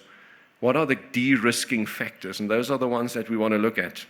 It's the policy certainty, it's collateral. We talk about transfer of land ownership, security of tenure, finance, blended finance, your support system, strong institutions, modern infrastructure, R&D, research, good universities. Those are the factors that we just need to be very sure on, that where does fit in. It de-risks the agricultural environment. That's what it's essentially what it's about, and you ignite the investment. The second point that I wanted to make is agriculture really just the 3%? Now, again, Shannon, you have a great presentation on the total economy, so bear with us as ag economists or as agriculture in the agriculture space, but we are going to make our share a little bit larger in agriculture. So that's the official number, 3%, colleagues. And again, it speaks to which message are we carrying in this country. Are we carrying the 3% message? Because that's what it is in real terms. In agro-processing, if we add that, another 4, that gives us 7. And on the employment side, on the right-hand side, we have that 8% over there. So a little bit more on the employment side, but in essence, 7%. Pinar and the team, he did a great calculation for us, because we always do a bit of a thumb suck and say, sure, it's a little bit more. Upward, downward linkages. So Lo did a proper job. He went down into the analytics, and he did it for us. So agriculture's contribution is more than 14% if we take the upward and downward linkages away. So I asked Lo, do I understand you correctly? And Lo sits here, so please fix my interpretation if I'm wrong. But if you essentially would take agriculture totally out of the economy at large, you would lose about 14%. In other words, that's all, if you think on the right-hand side, the farmer buys the fertilizer, the agro-processor buys the packaging, the processor buys the agriculture, raw materials, and so it carries on. So if you look at the total agriculture sector, it's a 14% gain.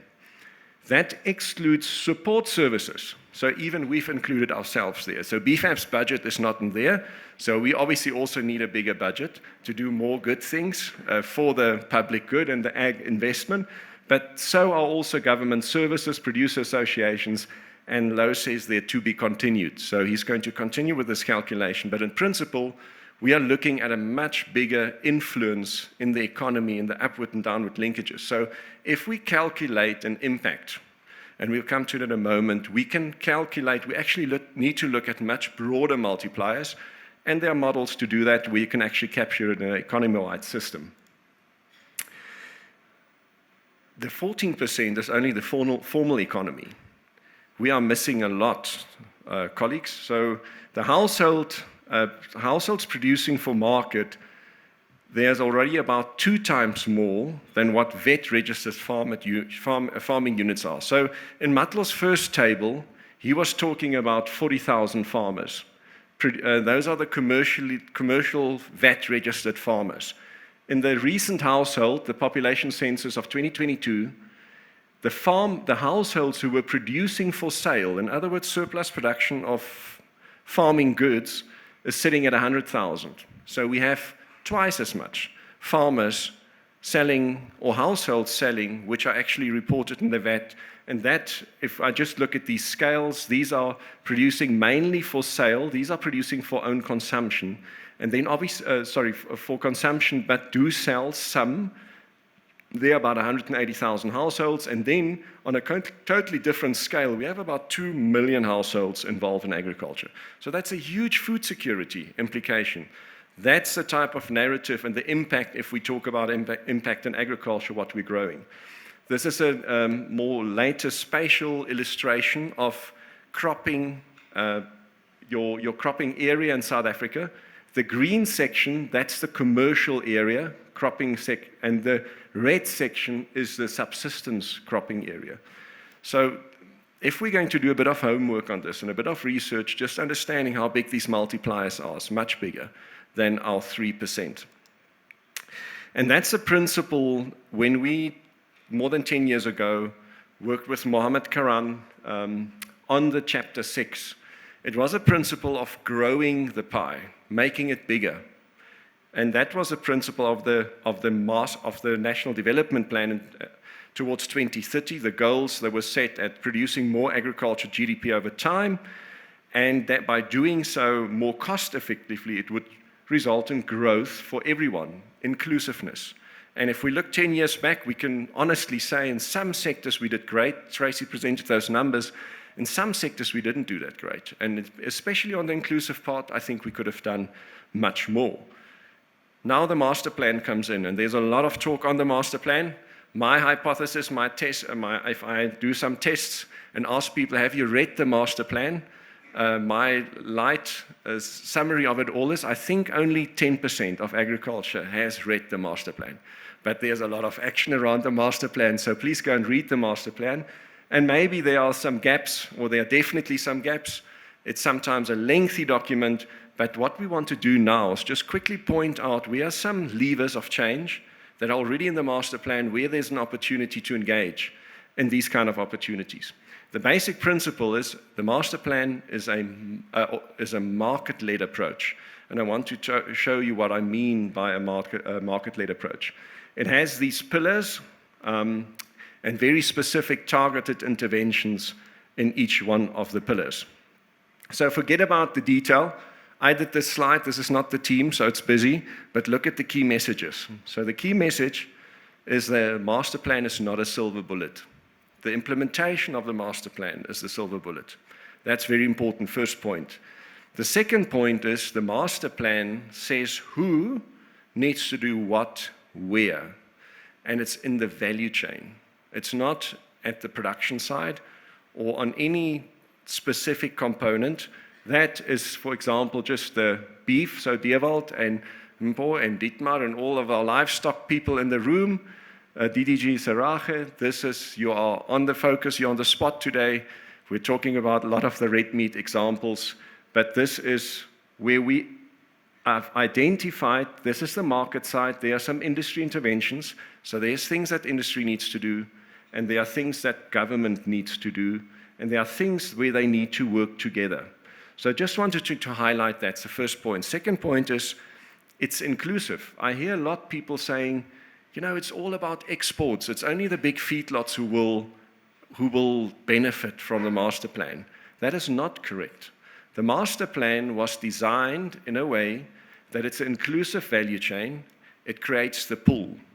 So if we talk about exports, yes, there's a focus on export. We need to open up those borders, and Tracy's talked about it and motivated why that's the case. But there's a link to it. Look where those abattoirs and where the pull is coming from. It's coming from subsistence as well as large-scale commercial farmers. So that's where the additional growth is going to come from. So creating space on your market side creates the pull, but the inclusivity of this part won't happen on its own.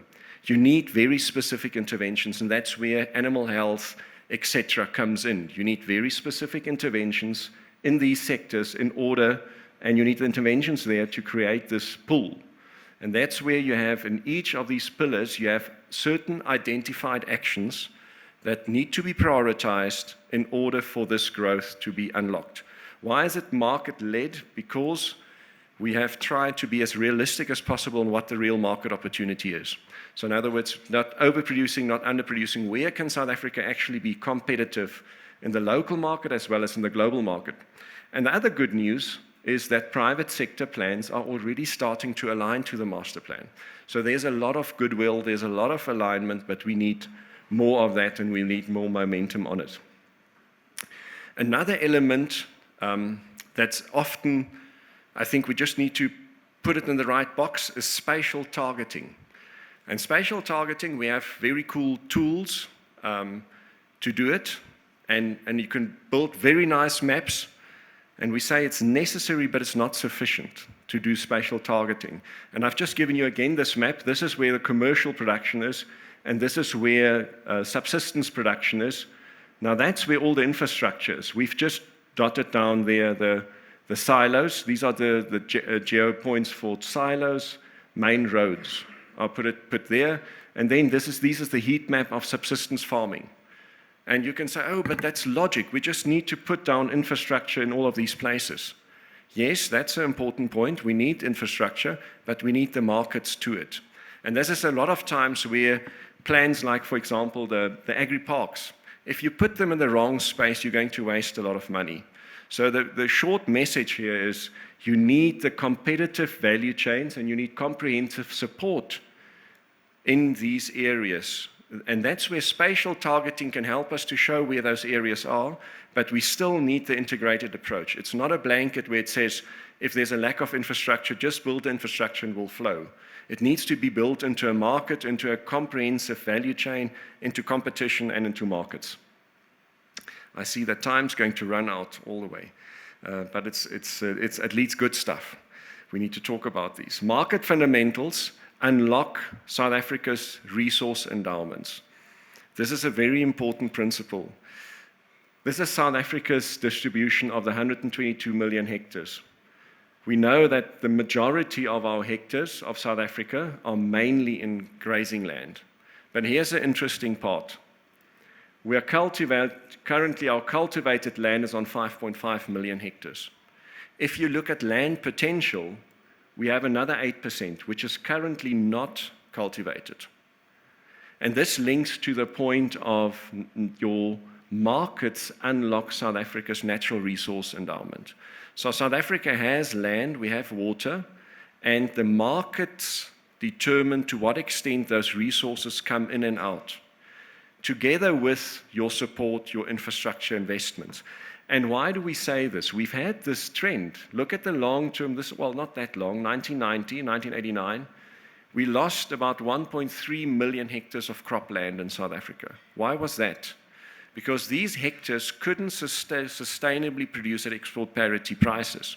And that's why Tracy was talking about productivity gains and everything that goes along with it.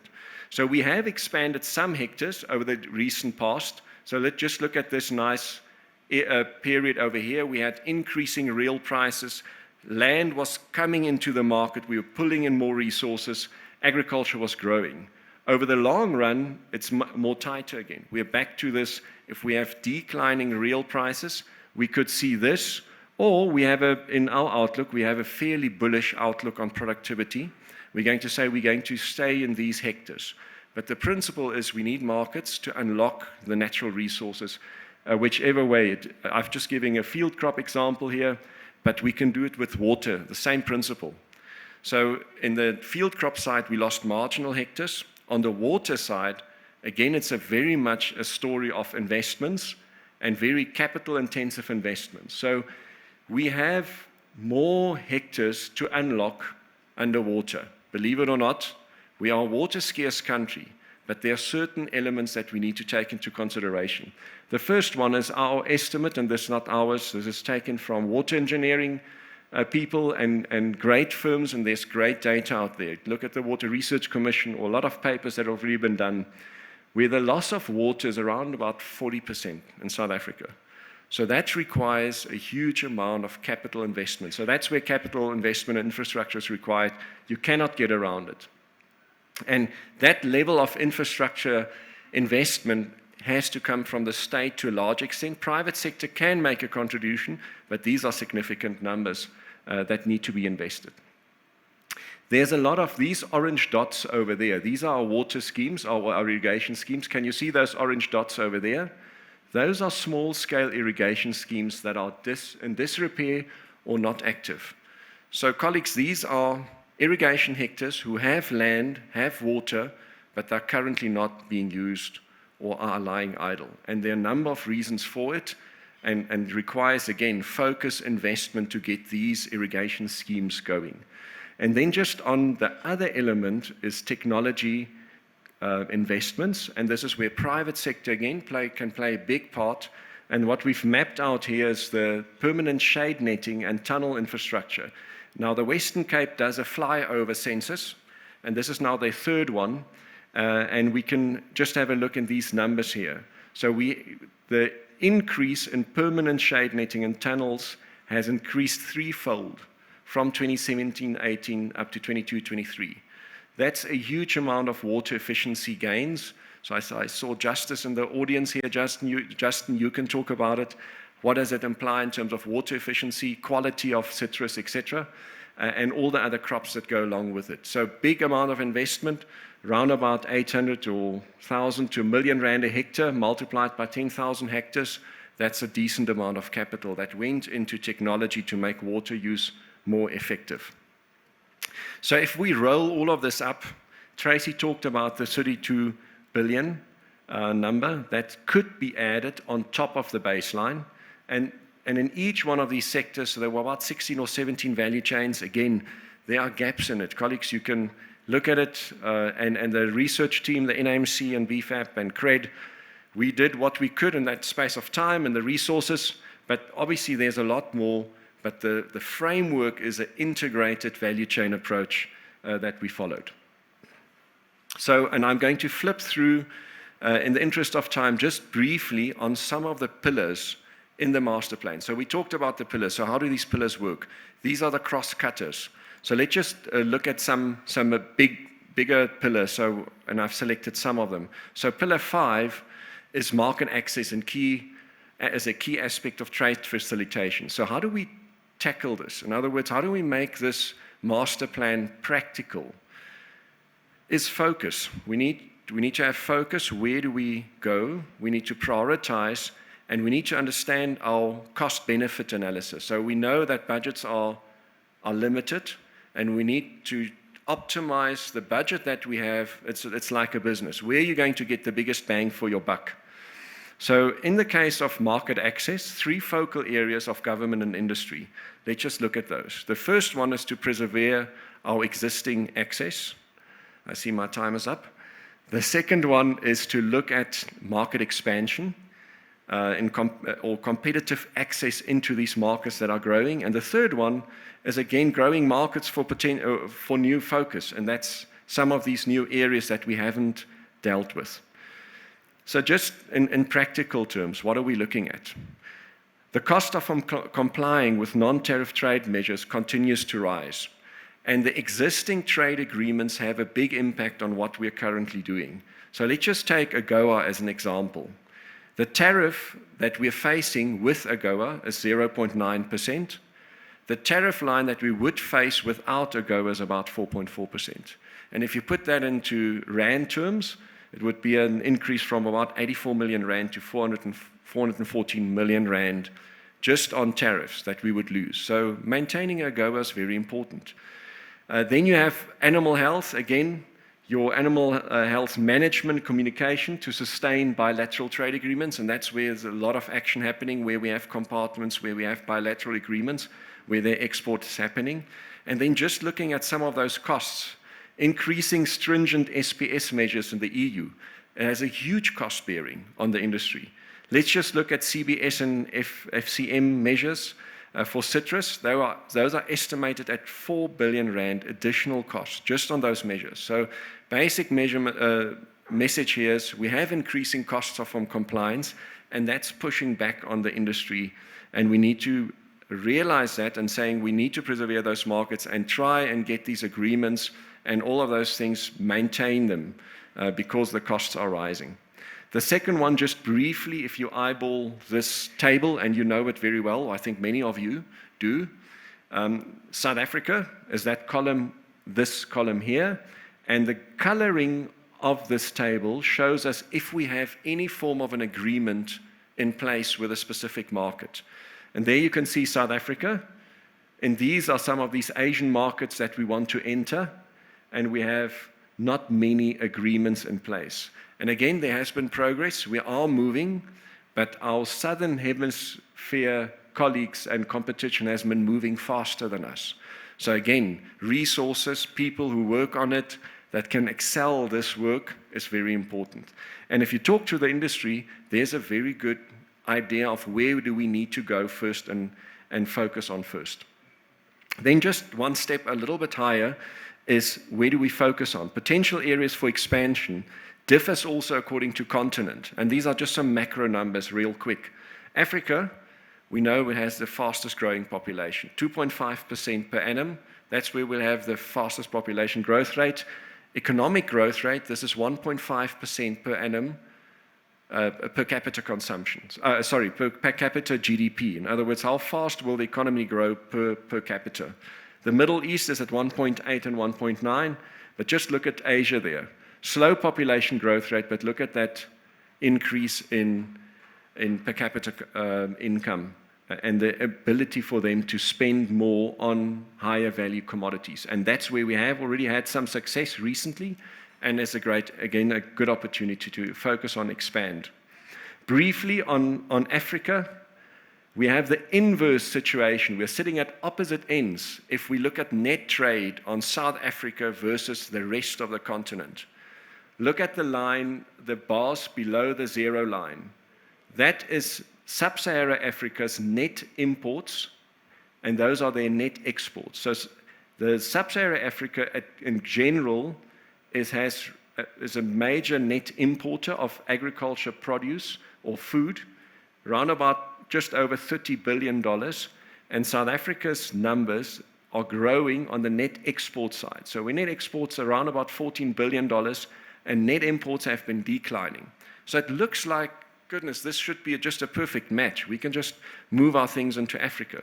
But it's not really as easy. So we have most of our trading partners around us in the region.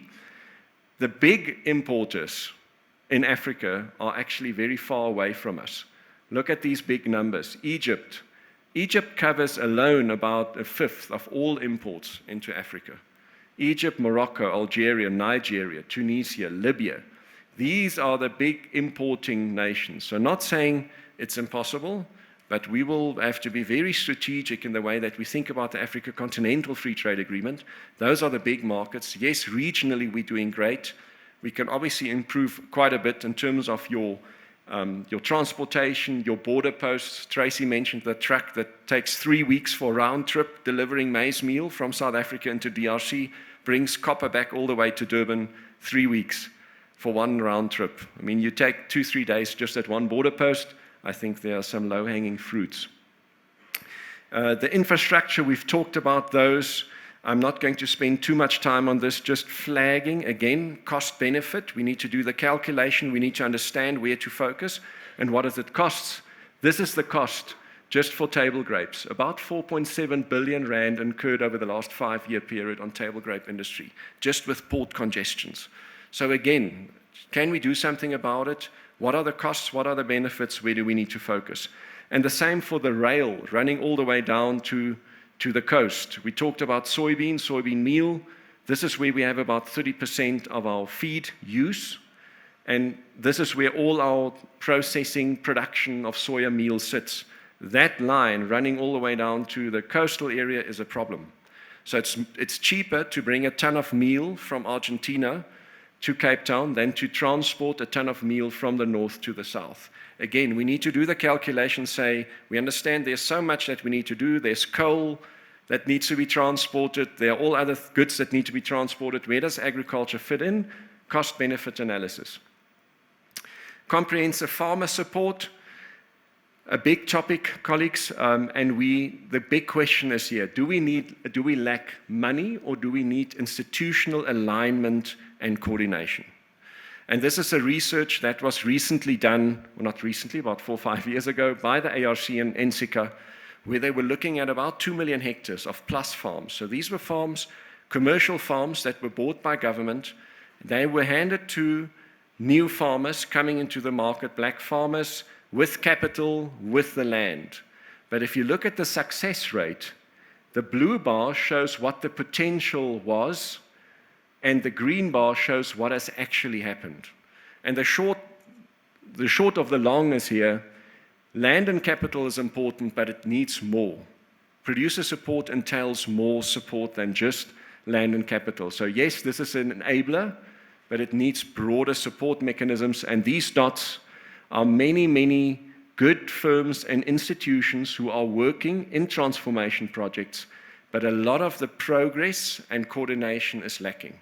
And that's for, again, a need for more coordinated support. And how we package all of this to support our farmers coming in.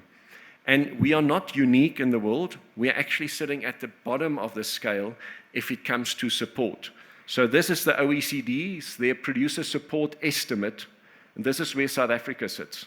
So we are around about 2% of producer support estimates. And if you look at emerging markets, somebody like China is at almost 15% support, producer support estimate. And these developing nations are actually increasing. If you would have plotted China 10 years ago, they would not be nearly as high as what they're now. So there is increasing support.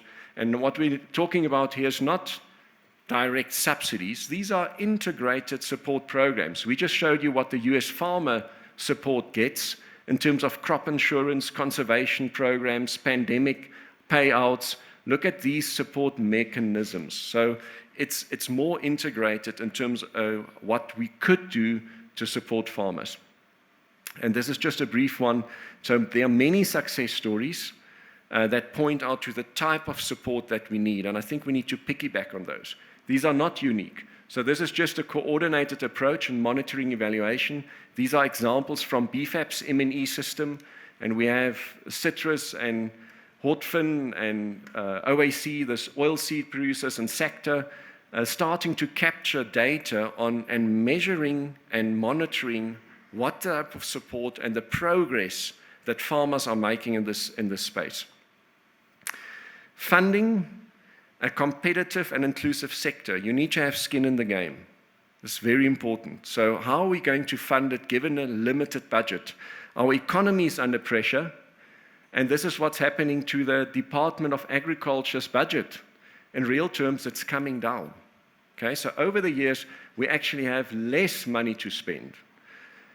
Where is more money coming from in terms of spending? And these are, if you just look at the scale, that's 30 billion rand. That's about 30 billion over there. So this is private sector capital. So this is basically farmers investing in agriculture in real terms. So what you're seeing here is an increasing trend. So in short, a lot of the investment that we're currently seeing is coming from farmers borrowing money from commercial banks to invest in agriculture. Research, R&D spending is also under pressure. If you look at this, and this includes universities, private sector also spending, and this is where a concern lies. So we talked about this investment in productivity and research. This is where the graph, what it looks like. But again, you can clearly see the pressure on the economy because our department is not getting enough money to actually invest in agriculture. And that's a reflection of the tight budgets. So if we talk about the balancing act, we need to think carefully. We're not just going to get more money in agriculture because everybody wants more money. And this is just a brief illustration of the budget, and this is a tricky one. The AMP action on the animal health PPPs is underway, but it's severely under-budgeted, animal health. If we just look at this left-hand side and right-hand side graph, if we add up all the veterinary services, all the budgets in all the provinces, we are still underfunded by about 800 million rand on animal health. So I just wanted to flag this. So this is a bigger amount of producer support. So this is total agriculture budgets per province. So it's a balancing act, and it's not easy. We need to figure out where are we going to get the biggest bang for our buck, and where do we need to shift relative budgets to get things going. I'm going to skip these. I just briefly wanted to flag one last pillar, and this is ensuring food security, but it's also linked to employment creation, and this is our last key message. Excessive rise in labor costs could slow agriculture's ability to create jobs and expand. You'll remember that the NDP was all focused on high-value crops, export-orientated, labor-intensive. That relationship might be shifting over the next outlook period, because we have labor costs that are rising faster than what we currently are seeing in the output market. And that's illustrated in this graph. The one of the industries that's could potentially be hardest hit or is under severe pressure is a small industry like blueberries, who have seen this phenomenal growth, but you could see labor cost as a share of total costs is at 45%. And the share is rapidly rising over time. So again, we need comprehensive research, thinking, strategies, because at the one end, it's the farmer profitability. On the other end, it's the reality of farm workers and the plight for farm workers that we need to improve. So again, balancing act, not easy things, and we need to do the analytics and the support around it. Last but not least is cohesion, alignment, and partnership with focus. And again, this is just a first go at understanding which institution does what. So where is government's responsibility in terms of enabling policies, value chain roundtables, what is their sectoral alignment and direction, their function? What are industry organizations playing a role? Grain South Africa, PRF, sector, there are many in all of these spaces. These are all the sectors. Then you have enabling functions, the ARC, the NAMC, CSIR, the BFAP, the universities, provincial departments. There are a number of enabling functions, and at the end of the day, you get these business investments, the private sector, and the implementation towards economic growth. So this is a first go at such a structure, but just carefully thinking through and saying who's focusing on what, and then clear KPI deliverables.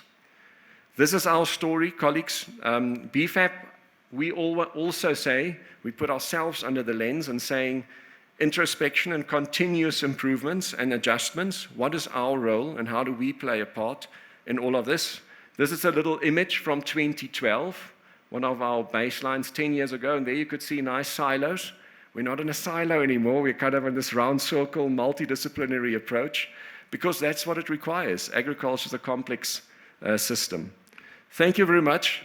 That's my short story that's become too long, and I want to invite the panel now for a good panel discussion. Thanks very much.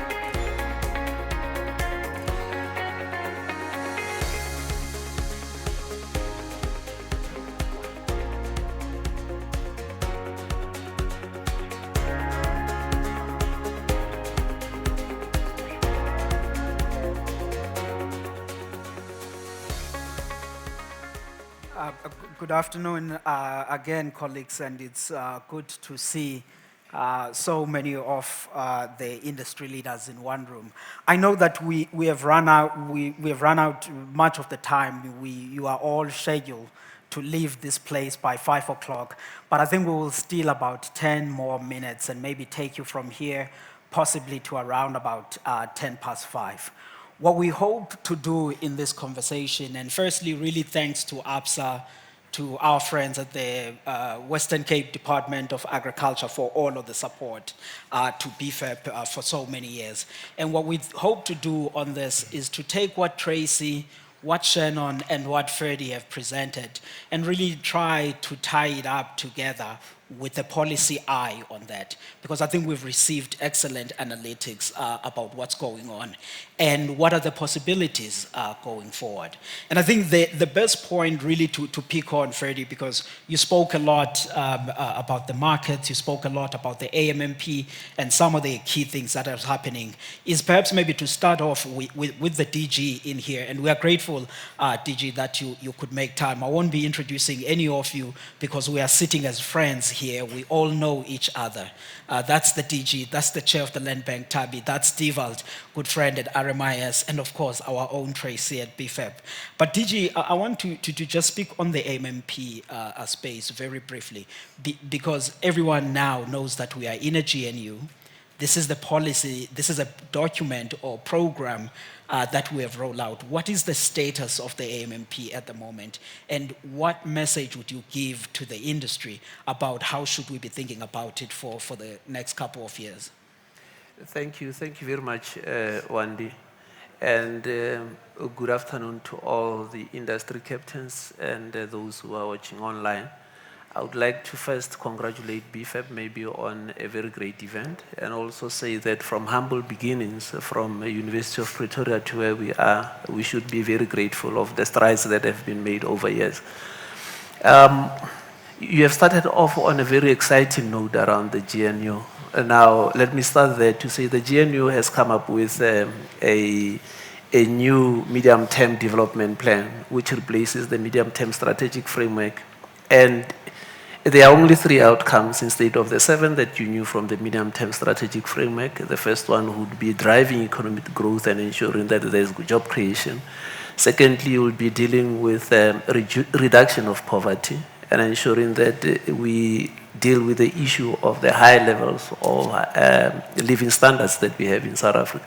And lastly, it is an issue that is very important and has been at the forefront right through the administration of building an ethical, capable, and developmental state. Now, all of this, if you have got to look at the messaging that has been coming from the Minister of Agriculture, Honorable John Steenhuisen, you would see that there is consistency. He first says that he wants to create jobs in agriculture. He wants to ensure food security. He wants to deal with issues of rural economies. And lastly, to deal with foreign exchange. Now, if you have got to look at all of those and map them, you will see that all of those are applicable to all the pillars that we have within the AMP, from pillar 1 that deals with policy ambiguity, up to the last one that deals with localization of food chains. You have got the GMU now saying to all of us that we don't have a changed agenda. In actual fact, the minister introduces a new term that I think is very important. He says we need to have rapid transformation within the sector. And therefore, there's alignment in terms of the work that we have done over the years and what we just need to do. I think that Freddie has also spoke about is to ensure that there's acceleration in terms of the implementation of the AMP. No, fantastic. That means a relentless implementation, DG. Speaking of implementation, Tracy and the colleagues at BFAP speak to so many of the industry leaders, so many organizations. Some, they compliment you and the department on excellent work you have done. Some, they still see areas of improvement. And some of those areas of improvement could be around trade. It's been a running theme from Ferdy to Matlo. Shannon spoke a little bit. Tracy spoke at length on that. But I want to bring it on to Tracy to say, Tracy, with all of these, what are the people that you're interacting with saying it's missing from the Department of Agriculture so that we can begin to really change those boxes? What do they want? I see the DG is about to take notes, so that's a good thing, DG. Tracy. If the DG is going to take notes, I think I should have all my colleagues come and make their points. Yeah, I mean, I think on the aspect of trade, Wandile, there's actually good collaboration. And again, it differs by subsector, right? So you have a subsector like fruit that's been exporting for so many years that's well organized. They've got their roundtable has been running for many years. They've got a strong list of priorities for things like market access and backing research to get that going. I think probably the biggest frustration on that side is just the pace of it, and it's not a simple issue to solve. I think it often entails much more than the commodities that you're dealing with. It's often a take and give, but it's one product at a time in every market. And while they have these queues, it takes so long to get one done before the next one can kick off. I think, the successes that we've had, we've showed up there. We recently at meat access into Saudi, we've had a lot of progress on the fruit side. But if we can speed up this process, that would certainly go a long way. We have a pipeline of products, so we need to get this process running as quickly as possible. Yeah. Sticking with this issue, Tracy, of before I bring in Divad, I want to go back to the DG because I think there's an important element. DG, I want to know the quality of a conversation that you are having with your colleagues at the DTIC, because you are now at a very difficult time. In the early 2000s, when we opened many of the export markets, the world was in this story of saying, let's embrace globalization. Let's go forward and do all of these wonderful things. Today, people are saying America first, South Africa first. Everyone is looking forward. Shannon spoke about the fragmentation, if it was in Matlo, about that. So I want to know, what's the interaction between you, DERCO, and the DTIC in this fragmented environment as we want these exports, that quality of a conversation? I think we have got a very good working relationship towards our export market. And I'll say this, I think the last slides that you saw are focusing on two issues that are currently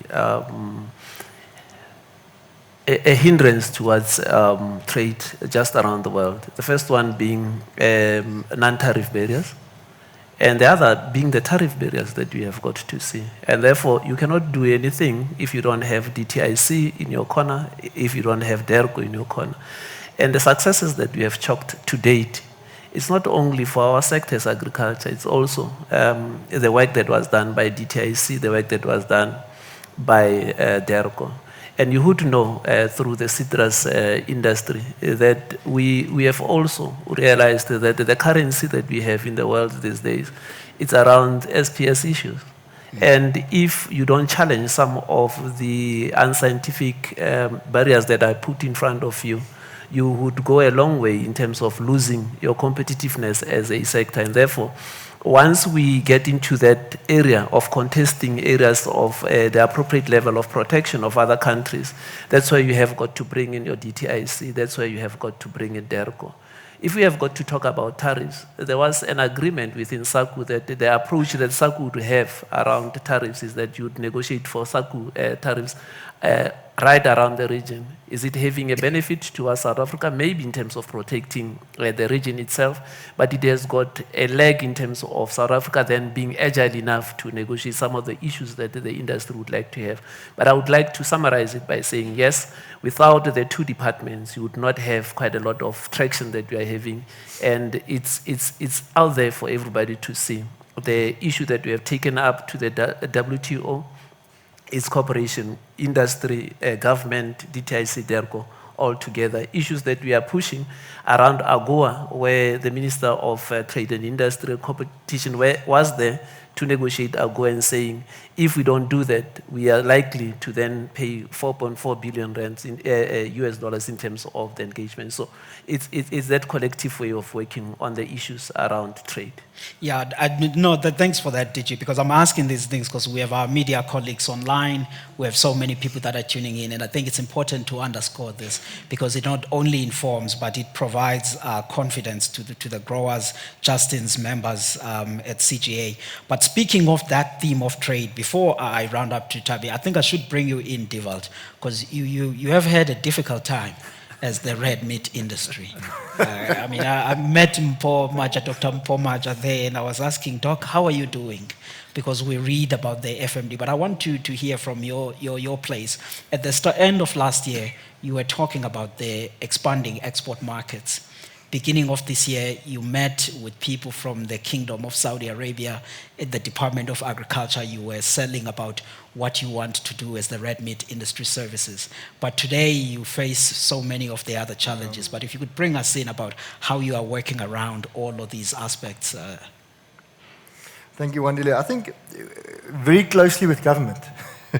That's good. I think that to start off with, I think what we've seen is, if we look at the Humansdorp situation that we currently had, I mean, the numbers are unexplainable. I mean, 91,000 animals vaccinated. It is, there's ugly words we can use, but it's a lot of animals. And at some stage, a question was asked, the way that we dealt with this now, was that the right way to deal with the outbreak of foot-and-mouth disease? And my comment was, yes, for dairy cattle, but not for beef cattle. So within this disease, there are so many permutations of how it needs to be dealt with. And what we've seen is we've got plans. One of the things that we've been saying for a very long time, we need robust implementation. We just talked about the AMP. We need robust implementation of these plans that we have. We've got the knowledge, we've got the skill. Between government and industry, I think when we take hands and when we've got one vision to move forward, we move like speed. I mean, it's like a knife through butter. It's when guys from the side come in and there's personal attitudes with regards to how things needs to be handled on, and I'm going to say it as it is, on my farm. Yeah. Because I'm different than my neighbor. That's when the problem starts. But when we've got an agreement with how it's been dealt with in a specific situation, in a specific region, it's really running smooth. From the time we've got the vaccines, I think in Humansdorp, running through vaccination. So that being said, Wandile, I think one of the things that we need to not underestimate is the way that our system is set up. We can still export. The fact that we've got these outbreaks, the trust that we have in our value chain system is that big that Saudi Arabia is actually, we've got on the 22nd of August, Saudi Arabia is an online session with them because they still want our product, red meat, they want it. We just need to show them what we do to camp down, block this disease, how do we treat it. So there is a massive demand for South African red meat in the world. We just need to find the gaps, penetrate it. We're a small industry. Number-wise, it sounds very big, but if in comparison to the rest of the world with regards to red meat, we are small. And yet, people are afraid of us. Yet there are still people who want to keep us out and do certain things to keep us out. So we're doing something right. We just need to do more things right. No, I'm asking that, and I was bringing it in because you recall Tracy showed a wonderful slide there where she was saying, what is everybody doing in the world, the changes in the consumer space. But I do want to push a little bit just on the last bit of saying, what conversation are you having with some of the colleagues in the livestock industry, either it's those on national animal health or any others, about the movement of the animals. And the reason I ask this is because when you listen to people, it does feel like everyone needs to be pulling together because some of the faults are also within the line. That's the sentiment out there in the conversation. So we've got a project now running. We've got 11 projects currently this year, of which one is based on traceability specific. We say data sharing rather than traceability. But the focus would be to first establish farm location, GLN, geolocation numbers, based on the GS1 standard. And from there, obviously, roll it out and see how it works. But movement of animals, and I think that's one of the biggest things. We slaughter 2.6 million cattle within South Africa. You can double that number easily to say that that's the amount of animals that moves annually. I mean, in excess of 5 million animals being moved. That's a lot of animals being moved. And that's not even accounting for the informal movements of animals. The fact of the matter is, if we don't have somebody or somewhere where we can manage this, and there's a type of a blockage being put in to say, we will not, for example, as a feedlot, we will not accept animals if these animals are not tagged. If they don't, we don't know the origin of these animals. If that is going to be put in place, which we're busy with, the feedlots from their side and obviously the abattoirs agreed to say that once we've got the GLNs, they will enforce this from their side and say, we will not take any animals unless we know where they come from. And the industry, the value chain will actually sort out itself. Yeah, no, that's wonderful, because I mean, you think back on Freddie's land potential showing the grazing part, and even if you think about many areas of Eastern Cape, KZN, those are some of the major livestock potentials. So as we progress and putting those areas into commercialization along with those technologies, that will help. And speaking of that potential and inclusivity and growing the agricultural pie that Freddie so excellently put forward, I want to bring you in, Tabi, because you are part and parcel of that inclusivity agenda, and appreciating that we have all of the other banks in the room that are also contributing there. But I want to ask you the status of the bank, firstly, briefly. Where are you? Last year or 2 years back, the DG said he was going to give you money for blended finance. Did he send it? What's going on with blended finance, and where is the bank at this moment?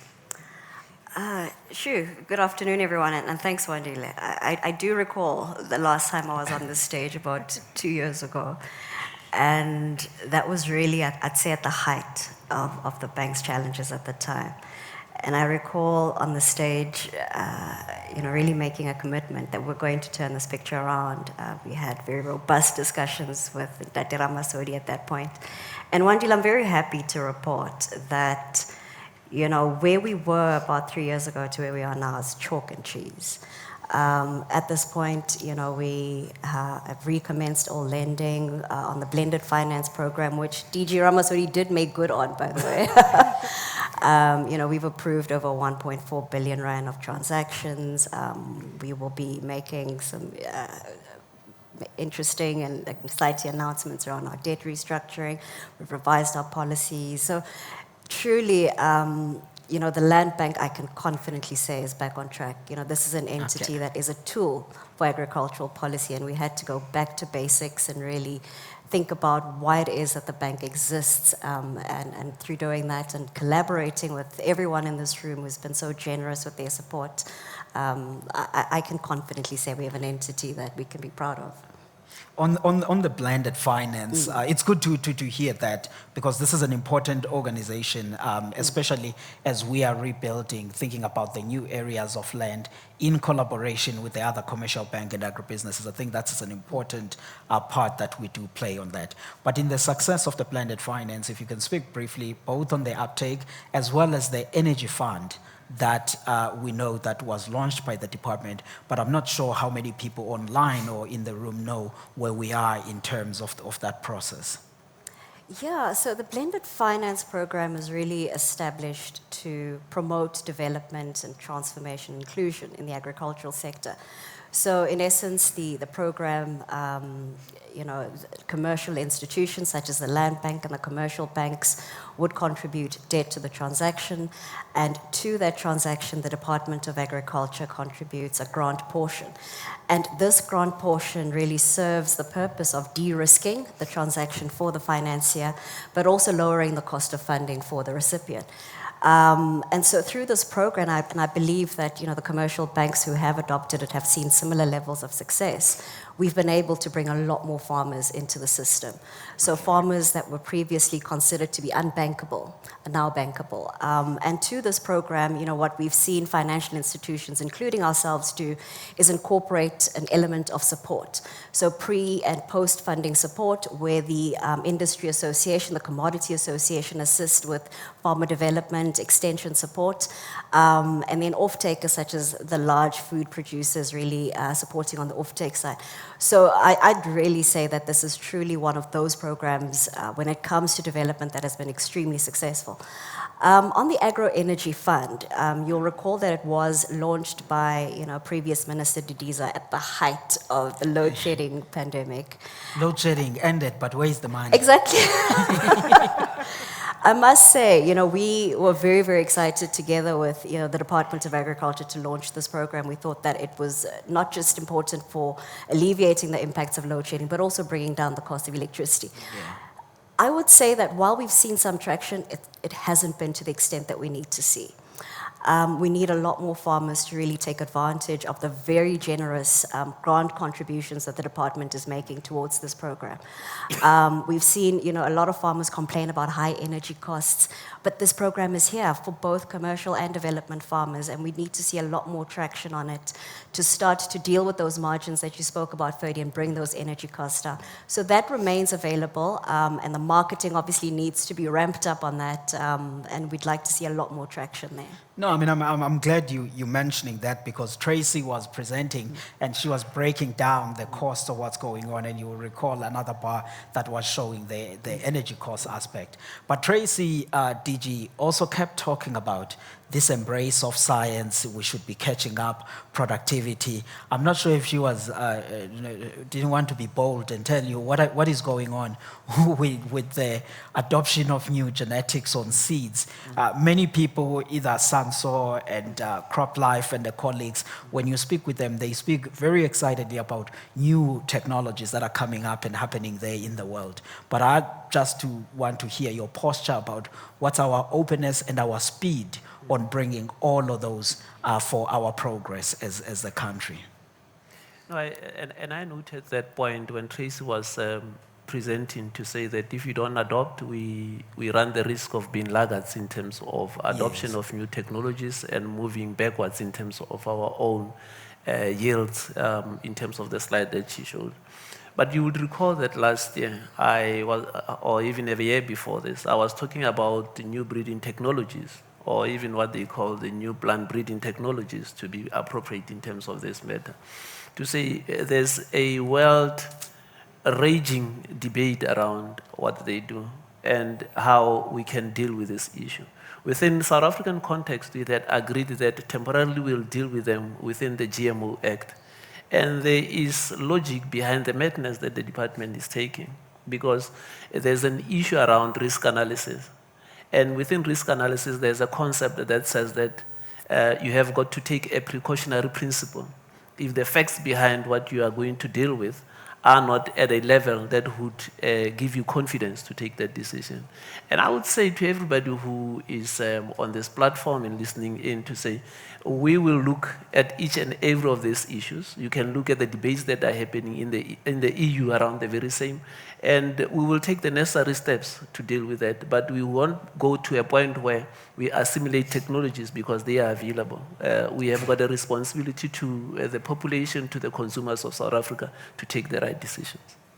Okay. No, that's fair. That's fair enough, DG. And still speaking of that, DG, just a little bit also, because I'm thinking about it now, with the GNU, with the general policy. What is the approach and the energy that is being put by the department on assisting the state-owned entities that report to the Department of Agriculture?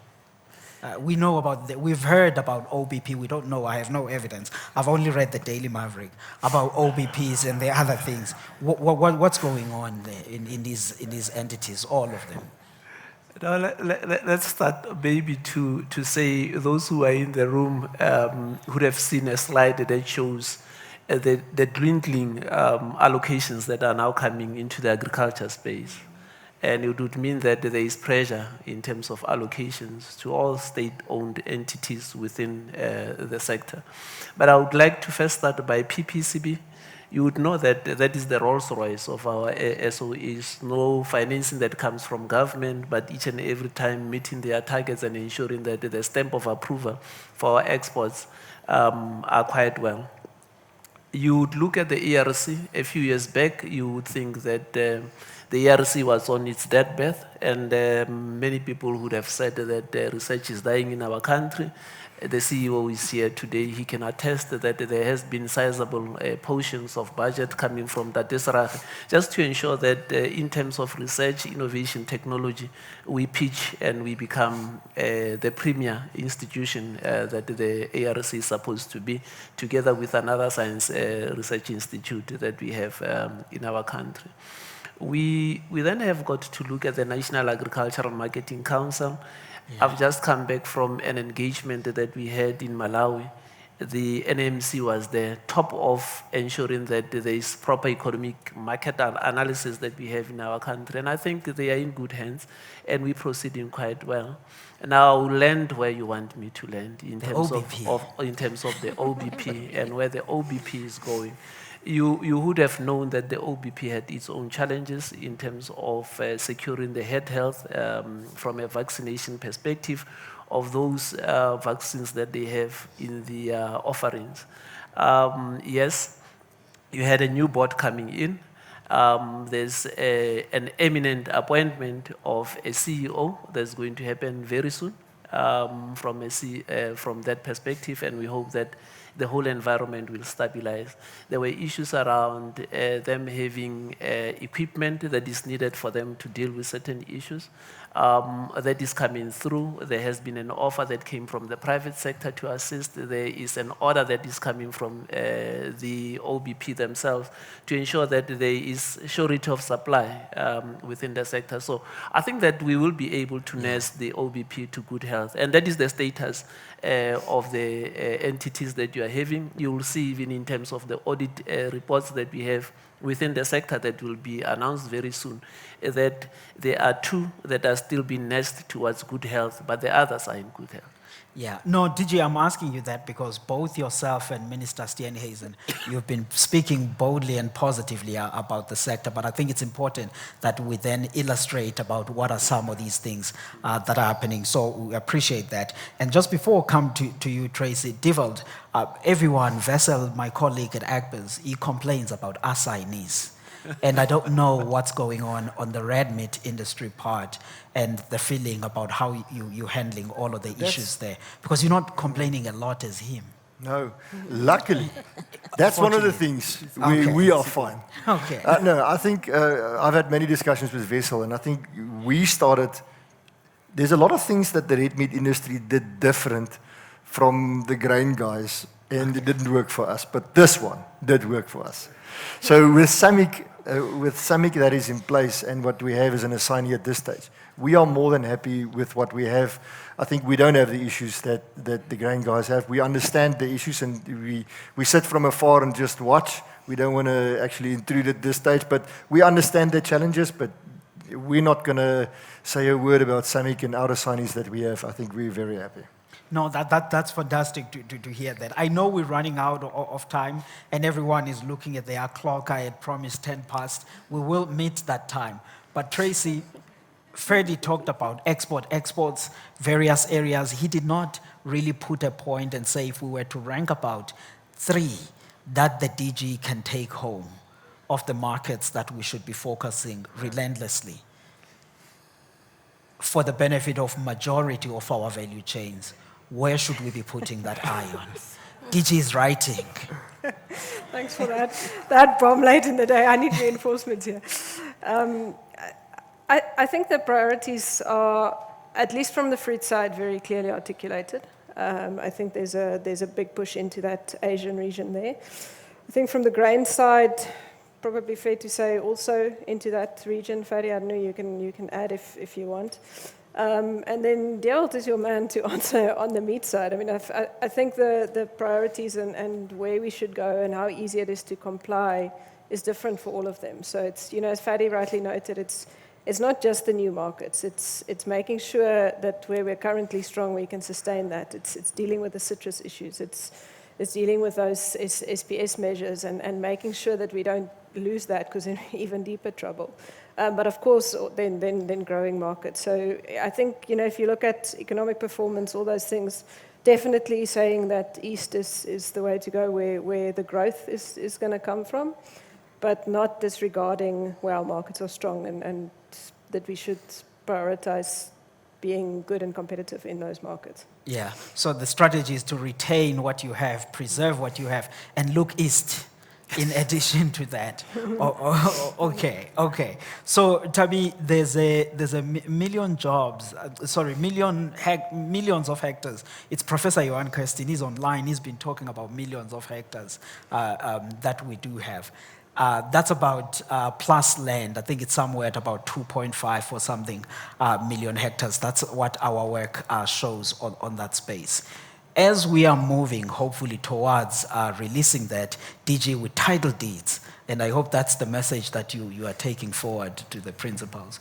What's the thinking on the financing of the new entrance space and all of these new lands from your side? And I know that APSA and the others are also looking into the space and seeing how they will participate.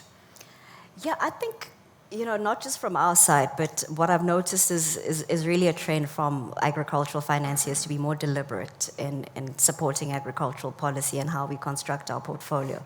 So for instance, with the example you've just given on the plus land and in the presentation that Ferdy made earlier on where the potential lies, financiers are starting to think about, well, how do we better structure our portfolios to make sure that we rather focus on those areas?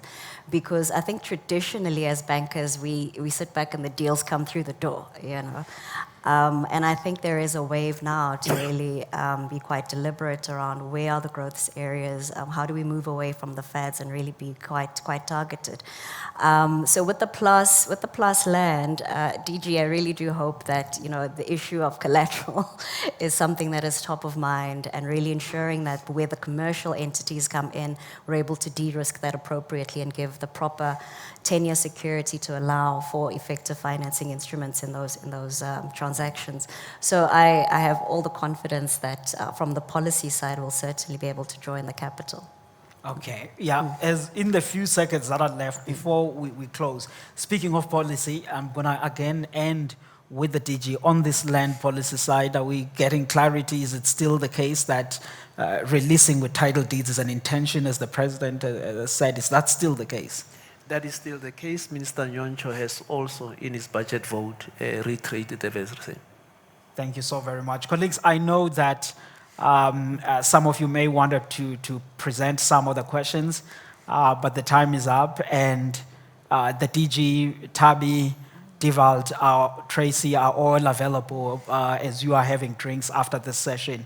And from a BFAP side, and just to thank all of you for making the time to come and enjoy this work with us. And do go to the website, download the document, all of the colleagues that are online, and spread the word about all of those insights that are there. And Ferdy and the team and all of the supporters at APSA, Western Cape, thank you so very much for your support. And thanks to the panel, a round of applause for them.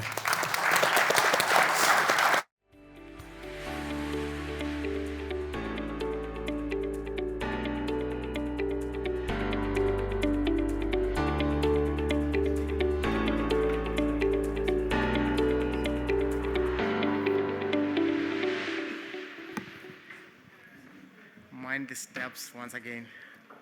Colleagues, let's give a round of applause to the discussions, the panel, and wonderful contributions.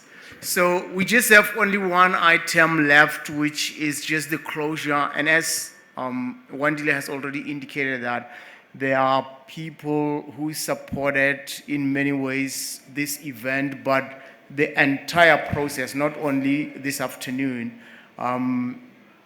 They will have closing remarks from APSA. I believe Aubrey will come and do that. But just from my side, just one announcement is that there are drinks and something to eat when we finish here. Let's not walk there now.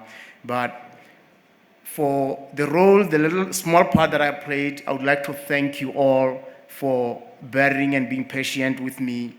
I'd like to thank the minister, as well as the panel, our board member, advocate Van Merwe has already left, but thanks for that. Big thanks to the BFAP team that is sitting at the back, and please engage them. They have been around and they have been toiling, they have been sleeping less to make this possible. And let's really give them a round of applause. And another round of applause to yourselves and those online. Please clap for yourself because you are a big part of this.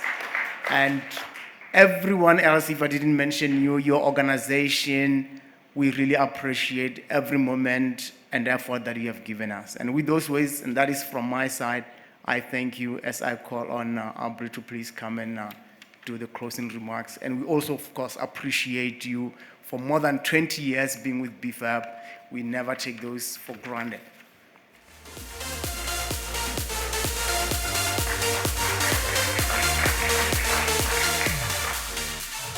Good afternoon, Mantlu. I must say I like the color of your jacket. I think it's very befitting. So I must remind myself 4 years ago, it was a virtual session, pre-recorded, and as it was supposed to go on air, there was some load shedding. So I think we tend to forget, which is good, and focus on the future. And I think, this is a coming of age, Ferdi and BFAP team, 21 years. We talk about hindsight, insight, and foresight. And I can just say, hindsight, the people that came before me in this role had the foresight, to support BFAP. And I must be careful not to sound like a beer advertisement, but to stood the test of time, 21 years. I think that's really something to be proud of. If you're going to allow me to quickly just tell a story that I've read recently, is they asked Albert Einstein, who's the most clever person that he's ever met. And without thinking, he immediately said his driver. So just the context around it, it was in the age before social media, and nobody really knew exactly how he looked. So they asked him, why your driver? And he said, well, I was on my way to Princeton to do a speech. And my driver looked in the rearview mirror and he said, sir, you look extremely tired. And he replied and said, I am tired. And he says, well, I've listened to 21 of your speeches, so I'll glad, go on stage and give the speech on your behalf. And he thought about it, and he said he thinks that's a great idea. So the driver got on stage in front of Princeton, and all the academics gave the speech, and there was one science professor that put up his hand, and he says, this concept of relativity, can I ask a question? And he asked the question, and the driver replied, dear professor, this is such an easy question. Even my driver in front can answer the question. Driver, what is the answer? So, I think just maybe, and I'll be quick because I know there's been a number of, valuable information being given, but I think just to try and get everything together. So I think for the past few years, Agric was the sterling performer in the economy, and that despite some variables that came to the fore that was never there, and that gives a testament to the resilience of the sector. I think if you looked at the presentation today and you look at the medium term, it does look like there is some headwinds coming, and I think the solution is around the focus, it is around the infrastructure. It's around market development, it's around diseases, and I think plant and animal disease. Then I think input cost remains, a challenge. And I think, there's one new cost that's coming to the fore, and that's ESG compliance cost that will quickly, make its front to an income statement. Then I think if you think around uncertain times, and we are in a cyclical industry, and quite often, banks and apps, I would say, we would finance and support through the cycle. But I really think, some of the questions and some of the thought process that we're looking for when we're in a difficult cycle is the ability of the businesses and the clients to think strategically around the problem. And I think, data, information, I think this baseline is an extremely important tool, to use in a situation like that, to create different scenarios, to make sure that you do apply your mind. It's really around planning, planning, and planning again. Then I think a common thread is around collaboration. I think we've spoken around inclusion. And I think when there's a bit of headwinds, the inclusion part becomes extremely difficult. There's no way that one party can solve, for all the challenges that's coming to the fore. ESG, financial inclusion, capacity building, like Ferdi alluded to. So it's really around, that ability to collaborate. I think I would just like to end off, our CEO, Arie Rautenbach, said, that ABSA will not be part of the problem, but it will find solution. And once again, I think as ABSA, we're looking forward to the collaboration with BFAP, public and private sectors, and all role players. I think that's really the strength of this sector. And then as my last parting words, Ferdi, Tracy, and the BFAP team, well done, congratulations. I really think this is becoming an event on the Agri calendar, and well done. We're really proud of being associated with you. Thank you.